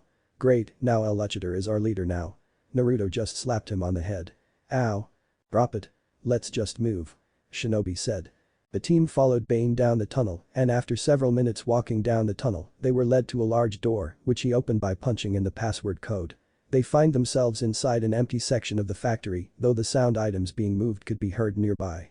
Robin stuck his head out to check the area. "All clear," he whispered, then dashed ahead. By the time the other made to where he was, Robin was already gone. "Has that little fool already been caught?" Bane asked. "No, he just does that," Aqualid sighed. "Stay put," Kid Flash whispered while puts down his goggles. "I'll get our intel and be back before the Boy Wonder." "Hey wait," Shinobi tried to grab him, but the speedster already ran off. "Great chain of command," Bane muttered sarcastically. Despite their dislike of the villain, the rest of the team couldn't help but agree with him. Knowing there isn't much they can do now with their missing teammates, the rest of the team and Bane hid behind some crates to see more of the cultists moving the venom. "This is a massive shipment," Aqualid said. "Yeah, but they are only taking the new product venom," Superboy said, then tapped the slightly dusty crates they are hiding behind.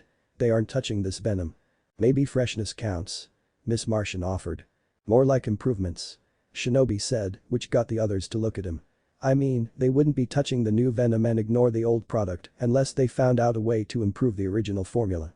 Naruto's reason made sense on what their reason for only shipping the new venom, but before anyone can respond, Superboy turned his head up to a large window when heard something through his super hearing. "Helicopter coming," Superboy said. "Must be our mystery buyer to get what he ordered," Shinobi said, then turned to Miss Martian. "Miss M, fly up there to see who our mystery buyer and send Aqualid a telepathic image of who our buyer is." Miss Martian nodded, went to camouflage mode and flew toward outside to where Cobra and the mystery buyer are going to be. In the computer lab of the factory, a cultist was currently working there until a batarang flew and knocked him out with sleeping gas. Robin then moved in the room and moved the knocked out cultist aside and began working on the computer. After a few moments of typing, Robin heard a familiar sound and an equally familiar voice. "What you got?" Kid Flash asked, though his voice was muffled by the protein bar he was eating. When they acquired their super speed, both Wally and his uncle, Flash, have gained high metabolism. So they have to eat a large quantity of food in order to keep themselves from burning out and losing their speed from exhaustion. And since he would be on mission that would last for hours, his costume has several small compartments that contain snacks for him. "Chemical formulas," Robin said without taking his eyes off the screen. "I'm guessing it involves venom, but..." Kid Flash walked up at the screen and pointed at the formula on the screen with his half-eaten protein bar. "This one's venom," then Robin brought up another formula up and brought it next to the first one. "And the other one is Woe. That's Project Blockbuster from Cadmus. Mixed correctly, Cobra's new juice is 3 times stronger than venom and permanent." "But how did Cobra get a hold of Project Blockbuster?" Robin thought about it for a moment. "Our mystery buyer must also be Cobra's supplier. They're using the cult to create a Blockbuster venom super formula." Robin reached his comms. Robin to Aqualid, "We've got," but all he heard was one thing on his comm. "Static, we're being jammed." Meanwhile, outside of the factory, the helicopter landed and heavily muscled blonde-haired man stepped out. He wore light armor and wore a gray hockey mask. He began walking forward, ignoring the other cultists that greeted him, and towards the leader himself. Lord Cobra, the man said, nodding his head in greeting. Sportsmaster, Cobra said. The shipment is ready. The woman Shimmer stepped forward and handed Sportsmaster a case with several vials of blue liquid. Sportsmaster pulled one vial out and inspected it. The new Cobra venom? He asked the cult leader. A complete success, Cobra said before gesturing to Mammoth, who stood nearby. Our friends will not be disappointed. Sportsmaster nodded. This is a game changer. With this we can finally go mano a mano with the Justice League. Little do the criminals know, Miss Martian was hovering above them in camouflage mode, observing and listening to their conversation. Alder, I'm sending you a telepathic image of the buyer now. Miss Martian said to her teammate. Inside the factory, Shinobi, Aqualid, Superboy and Bane were taking cover on a catwalk. Aqualid closed his eyes as the image appeared in his mind. After he saw the image, his eyes opened and faced the others. Sportsmaster, Aqualid said. He is the buyer. Then he reached for the comm in his ear. Aqualid to Red Tornado, do you read? All he heard was static on his comm, he huffed in frustration. Can't reach the League, Robin or Kid. Comm's jammed. We need a plan, now. I have a suggestion. Bane said with a smirk before he jumped off the catwalk, landed on one of the cultists, and punching another before he charged at the other cultists. Naruto narrowed his eyes at the villain, he knew Bane blew their cover on purpose. What is he? Aqualid said before he was interrupted by a roar from Mammoth when he jumped through a window and the catwalk they were on. All three heroes landed on their feet alongside Bane. Cobra, who had entered with Sportsmaster and a dozen cultists, glared down at the heroes. Destroy them. He said. Mammoth was the first to move and charged at Superboy. The giant was strong, but Superboy was still slightly stronger than the beast. While those two duked it out, the cultists went after Shinobi and Aqualid. The cultists began firing their weapons at the heroes, but Naruto jumped along the pipes and used his agility to dodge, and Aqualid used his water bearers to create a shield to block their shots. Aqualid kept one hole in his shield for one of his water bearers to fire bullets of water at the cultists while holding up his shield with his other one. After reaching up high above the cultists, Shinobi came down and began giving them an assault of punches and kicks. When the cultist had him surrounded, Shinobi created some shadow clones to even the odds and began to have the advantage again. During the fight he noticed that Bane wasn't down with them at the fight and he sensed his chakra still in the room, just watching them while avoid the conflict. It's almost like he expects them to fail. Sportsmaster had been observing the fight, waiting to see if an opening presented itself. His eyes narrowed when he noticed some of the cultists were sent flying while there was no one else there. Then he noticed a faint shimmer in the air. He reached a small spike from his belt, which extended to a javelin. So he threw it at where he saw the shimmer. Shinobi noticed this, well aware that the shimmer is Miss Martian. So he got away from the cultists, threw a kunai in the same direction as Miss Martian, teleported to it with Hirishin, and grabbed her from the air before the javelin exploded where she was. You okay? Shinobi asked while helping her getting back on her feet. The Martian nodded. Thanks. She replied with an appreciative smile. We Martians don't stand well with extreme heat. In the meantime Naruto was still seeing the fight down there. Superboy was still fighting with Mammoth and Aqualid was fighting the cultists. Aqualid was getting himself cornered by the cultists' attack until the black and red blur came in and kicking one cultist to another, which revealed to be Kid Flash. He then ducked behind the pillars when more bullets began to fire at them. Naruto turned to Miss Martian. Our comms are down. Can you link us up? Sure thing, she replied. She put a finger to her temple and focused. Everyone online, Miss Martian asked. Yeah, Superboy grunted, still uncomfortable with a telepath in his mind. You know it, beautiful, Kid Flash said with a smile, despite hiding from the incoming bullets. I'm online as well, Aqualid said. Good, Shinobi said. We need to regroup now. Busy now, Robin said. While the rest of the team handled the cult, Robin decided to go after Cobra after he left the outside. He had just hopped off the parked helicopter when he heard the sound of footsteps. He turned to see Cobra and Shimmer next to him. That man must be desperate if he sends his whelp to task me. Cobra said. What's wrong, Kobe? Robin grinned. You look inserted. This is beneath me, Cobra scoffed, then turned to his lieutenant on his right. Shimmer, take him. Shimmer smirked, then charged, only for Robin to effortlessly flip her over. Robin raised his fists up, ready to counterattack, until he heard Naruto's voice. Robin, now. Robin scowled. As Shimmer charged him again, Robin threw a flash grenade to the ground, disorienting both Shimmer and her master long for him to escape. Blind style. Great breakthrough. Back at the fight in the factory, Naruto blasted a gust of wind at the cultist, while Aqualid hit more cultists with his water bearer whips. We need to get out of here, Shinobi said. KF, clear us a path. On it. Kid Flash said before he dashed off, knocking down the cultists before bouncing down another and doing the same. Few seconds later, the team had a way to out, back through the secret entrance that Bane shown them. Robin joined them just as they entered the door. Superboy was still fighting Mammoth. Knowing he needed to regroup with his team, he threw Mammoth at a group of incoming cultists. By the time they got up, the team was already running down the tunnel. Superboy, Aqualid, take down those support beams. Shimby said. As they ran, Superboy used his strength to smash the wooden beams, while Aqualid cut through them with water-bearer blades, letting the tunnel collapse behind them. After the crash, the chase ended. There was several tons of debris behind the cultists and the team. While everyone was catching their breaths, Aqualid drew out a nightstick, cracked it to light it. In the meantime, everyone was having their feeling of dismay, but Robin was feeling the worst of it. After they heard the cultists' footsteps leaving the other direction, Robin decided to break the silence between them. "How could I let my first mission as leader go so wrong?" Robin said. "You do have the most experience," Aqualid said. "But perhaps that is what left you unprepared. Fighting alongside Batman, your role's defined. You two do not need to talk. But this team is new, and a leader must be clear, he cannot vanish and expect others to play parts in an unknown plan." "Oh, so it's my fault." Robin snapped, spinning around to the team. "I'm supposed to hold everyone's hand." "No." Kid Flash said. "But you shouldn't have left us behind and expects us to follow you after you didn't say a word of our next move." "Right, and I'm supposed to take advice from the guy who blew our cover after he tripped on his own 2 feet." Robin said sarcastically. "Enough." Naruto said. Everyone turned to him as he took a deep breath, pulled down his mask and looked at them. "Listen to yourselves, you're fighting over being which one of you should be leader, like it means you'll be better than the others, but it won't. Being the leader of anything makes you responsible for every mistake, every setback that comes along the way. If our mission fails, or someone on our team gets hurt or dies under your watch, then the leader shares that responsibility. Can any of you handle that?" He said, which got his teammates to look down and not say a word. "I didn't think so. Back in my world, I dreamed of becoming Hokage, the leader of my village, because I originally thought it would mean they would have to accept me, respect me, and recognize my power." Shinobi said while thinking of the past. "But now, I know better. A real leader is someone who stands by his comrades and defend those who follows him, even it costs him his life." Every one of his teammates were all silent of what he just said and had widened eyes. He didn't realize it, but Naruto said some very wise words. They were stern, strong and proud.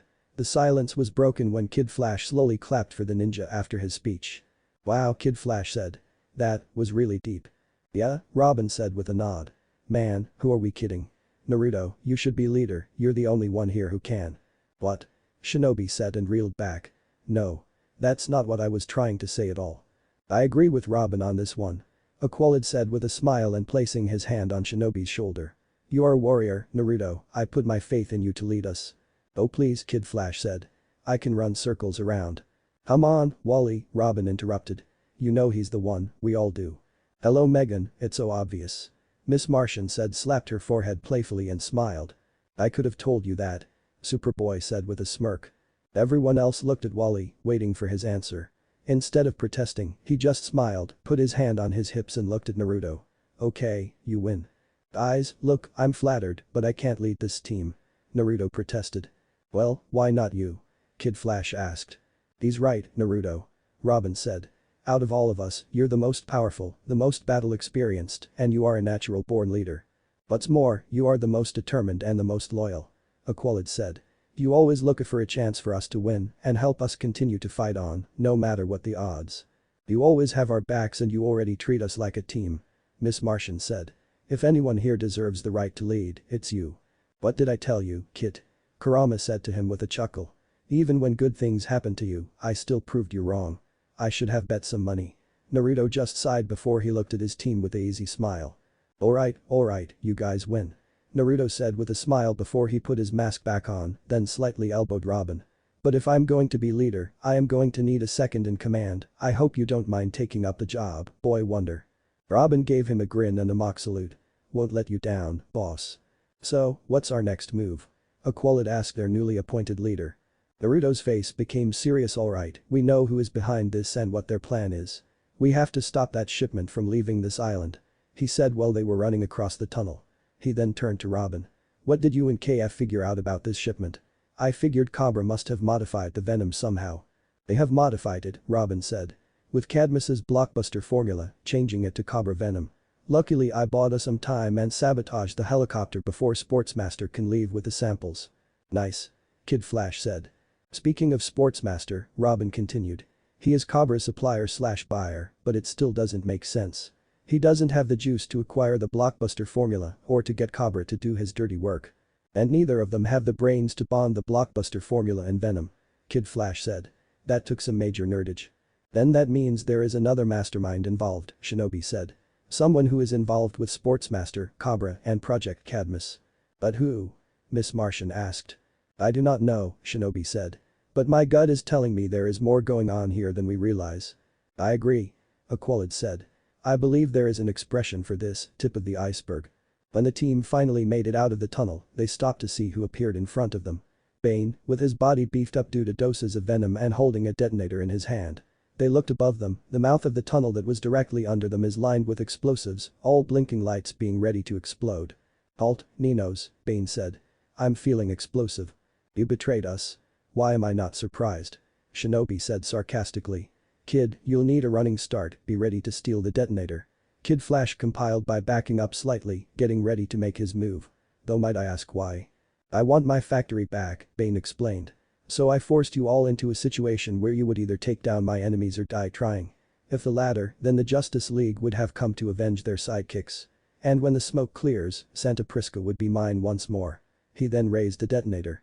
Blowing up the tunnel with you inside would have the same effect. Just as Bane was about to press the button of his detonator, Kid Flash raced by and snatched it right out his hand. Bane turned behind to see Kid Flash leaning on a tree and holding his detonator. With what? He asked. This trigger thingy. Bane tried to raise his fist and punch him, but then he was lifted high in the air by Miss Meriton's telekinesis as she, Shinobi, and Superboy walked right toward him with the clone right underneath him. We knew you would betray us, Bane.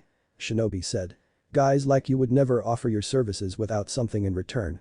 I knew a mile away that you would try to double-cross us. But for getting us this far, we should give you a reward after all. Shinobi then turned to Superboy and nodded. He's all yours. Finally. Superboy said with a smirk, positioning himself under Bane, then nodded at Miss Martian. Drop him. With a smile, that is what the Martian did. She released her hold on Bane, and the villain fell and dropped face first on Superboy's punch. Meanwhile back at the factory, it has been 20 minutes since the cultists were repairing the helicopter, but they have finally managed to get it to work again. The inside the helicopter was filled cases of finished Cobra venom. One of the cultists walked up and bowed to Cobra. The damages has been repaired, Exalted One. He reported. Cobra nodded to his follower, while Sportsmaster proceeded and moved to the helicopter to leave with the Cobra venom samples. Just before he reached it, however, a black and gray blur knocked down two cultists. Kid Flash raced across, dodged their gunfire, and kicked another cultist before he continued his attack. Then Shinobi leaped high in the air above the cultists and did some hand signs. Wind style. Breakthrough. He released a large gust of wind downwards, knocking them back. After he landed to the ground, more cultists surrounded him, but Naruto made a cross hand sign and made a dozen shadow clones and began their attack on them. Take the shipment. Cobra said to Sportsmaster. Several more cultists aimed at Kid Flash, Superboy, who had jumped a quarter mile, landed among them, scattering them. The clone smirked at Mammoth. Wanna go for round 2? He offered. The mutant snarled, then charged, just before Mammoth could reach him, a torrent of water slammed him to the side by Aqualid. Sorry, not part of the plan. As Aqualid handled Mammoth and Kid Flash knocking back more cultists, Superboy was about to head to helicopter until he was being shot at in the back simultaneously by Sportsmaster and his large gun. The shots didn't hurt Superboy because of his Kryptonian invulnerability, but they kept him pinned down. While that was going on, a camouflaged Miss Martian snuck aboard the helicopter. Unfortunately, as she getting back out, Sportsmaster saw her and roundhouse kicked her in the head before picking her up by the throat with his arm and using her as a shield. Superboy tried to go after, but Sportsmaster kept him pinned with his cannon. Cobra observed the battle with a hateful scowl. All of his careful planning to take over the factory and gain a massive venom are being ruined, and his troops were being dismantled as he watches. And this all been done by mere children, of all things. He glared at Kid Flash, who had punched another of his cultists, knocking off his mask, and grabbed. Cool, a souvenir. Kid Flash said right in front of the angered Cobra and Shimmer, before dashing off. Shimmer moved to go after but a Bolas flew in and ensnared her, knocking her down. Cobra turned to see Robin, standing in a ready position. I know you hate getting your hands dirty. Robin said tauntingly. True, Cobra agreed, before removing his cloak, revealing his muscular yet slender body. Underneath his cloak, Cobra was bare-chested but wore a red forearm wristband with gold lining, red boots, black pants with a golden belt with snakehead belt buckle. But even a god must stoop to conquer. Robin charged at Cobra, jumped, and tried to land a devastating kick, but Cobra caught the blow with one hand with ease. Cobra dropped him. Robin easily landed on his feet, then turned for a sweep kick, but Cobra avoided it by lifting the foot the boy wonder was aiming for. Robin tried to kick him high again, but Cobra caught him again. Cobra then kicked him back, sending Robin flying 10 feet backwards. "What's wrong, boy?" Cobra asked. "You look disconcerted." Did Flash manage to take down the rest of the cultists using his speed? Aqualad was still subduing Mammoth with his torrent of water, then with one hand, he sent an electrical current through it, electrocuting him and knocking him out. Superboy was still being shot at by Sportsmaster as he was backing up to the hangar of the helicopter and still holding Miss Martian. As he made it inside, he threw her right into Superboy. "Thanks for the workout, but I gotta fly," he said before the helicopter was taking off. "Miss Martian, are they in?" Naruto asked through the mental link. "Ready," Miss Martian said with a smirk while holding the same detonator Bane head. It turns out, Miss Martian set the explosive Bane head at the tunnel into Sportsmaster's helicopter, along with the supply of Cobra venom. "Now. Show us the fireworks," Naruto said with a smirk like hers. She pressed the detonator, and the bombs inside exploded the rear of the helicopter, along with the crates of Cobra venom. Before he goes down with it, Sportmaster jumped out of the helicopter with a parachute, disappearing into the jungle. A few moments later, the plummeting helicopter landed on the factory, an entire building went up in a massive explosion. From his tied-up position on the cliff, Bane gritted his teeth in frustration, seeing his factory and everything he worked for destroyed. Robin was still fighting against Cobra. The boy wonder would have usually made a quip, that is if he wasn't getting beaten like a punching bag. After knocking him down again, Cobra planted his foot on his chest. The cult leader glared at the burning wreckage. "I am plagued by mosquitoes," Cobra yelled. "Good," Robin spat out. "Because this mosquitoes is mighty concerted over your pain." With a twist, Robin managed to break free from Cobra, backflipped away, and got back to fighting position. As Cobra got ready himself, he sees a kunai flying his way. As he was ready for the kunai, what he wasn't ready for was Shinobi teleporting with Hirishin with the kunai and hitting him with a chakra-enhanced kick. The kick caused Cobra to send flying into a tree. "Hirishin, second step," Shinobi said. Cobra stood up to see Robin, Shinobi, and the rest of their teammates, who were gathered and ready to fight and having Cobra outnumbered. "Looks you have a choice to make, Cobra," Shinobi said. "Either you surrender now or you're actually godly enough to take us all on by yourself." Cobra considered his options, he began backing away to the jungle. "I choose option 3. Fight on another day." Before he vanished to the jungle. Robin tried to stop him, but the cult leader has already disappeared. Robin was about to go in the jungle to search for him until Shinobi placed his hand on his shoulder, stopping him. "Let him go," Shinobi said. "If he does decide to come back, we'll be ready for him." Robin nodded in agreement. "Yeah, you're right. Looks we picked the right guy to lead," Robin said, before gesturing to the wreckage nearby and having a devious smile on his face. "Which make you the right guy to explain this mess to Batman." As Robin laughed, Naruto just hung his head down and face-palmed himself. Now he didn't want the job. Mount Justice, July 23, 1:06 p.m. EDT. "A simple recon mission," Batman growled, staring at the team angrily. "Observe and report." Back at the cave, the team stood in line with their heads hung. Naruto can tell, after what he heard about their mission, Batman was not happy how they mess up their original mission, despite the good they did. "You will each receive a written evaluation detailing your many mistakes. Until then," Batman continued, then actually gave them a small smile. "Good job." The team, who had been looking more and more depressed, looked up to him in surprise. "No plan survives first contact with enemy," Batman explained. "How you adjust to unforeseen determines success, and how you choose who leads determines character." As Batman began to walk away, both Naruto and Robin shared a smile. As the rest of the team were heading off in separate directions, Naruto and Robin decided to talk about what they learned from their mission. "So, back at the tunnel," Robin started. "Do you really think that there was someone behind both the incident with Cadmus and with Cobra taking over Santa Prisca?" Naruto nodded. "I am sure that it can't be a coincidence that how a bounty hunter like Sportsmaster managed to get a hold of the blockbuster formula from Cadmus and having connections with Cobra. There has to be a connection between what we discovered at Project Cadmus and our mission in Santa Prisca. Someone else has to be involved." Robin had a grim expression on his face, while at the same time having a thoughtful one too. "If you are right, then there is a storm coming, one that is much bigger than we thought. Unknown location." Sportsmaster presented himself to his employers, the same group of mysterious people involved with Cadmus. The light. Circling him, 8 monitors appeared around him, each with silhouette of the light. Sportsmaster did like his mission ending in failure, but he had to report on what happened and he didn't return empty-handed. He held up a small container filled with blue liquid. "All I was able to save was a single ampule of cobra venom," he said to his employers. "Perhaps the drug can be reverse engineered," one member said in a thick French accent. "Mace, what about these young heroes? First, Project Cadmus, then Mr. Twister, and now, Santa Prisca." Once as happenstance, the figure on the center screen growled. Twice as coincidence, 3 times as enemy action, and enemies of the light must not stand. What if Naruto and Supergirl Young Justice end here, and thanks for watching my video till the end.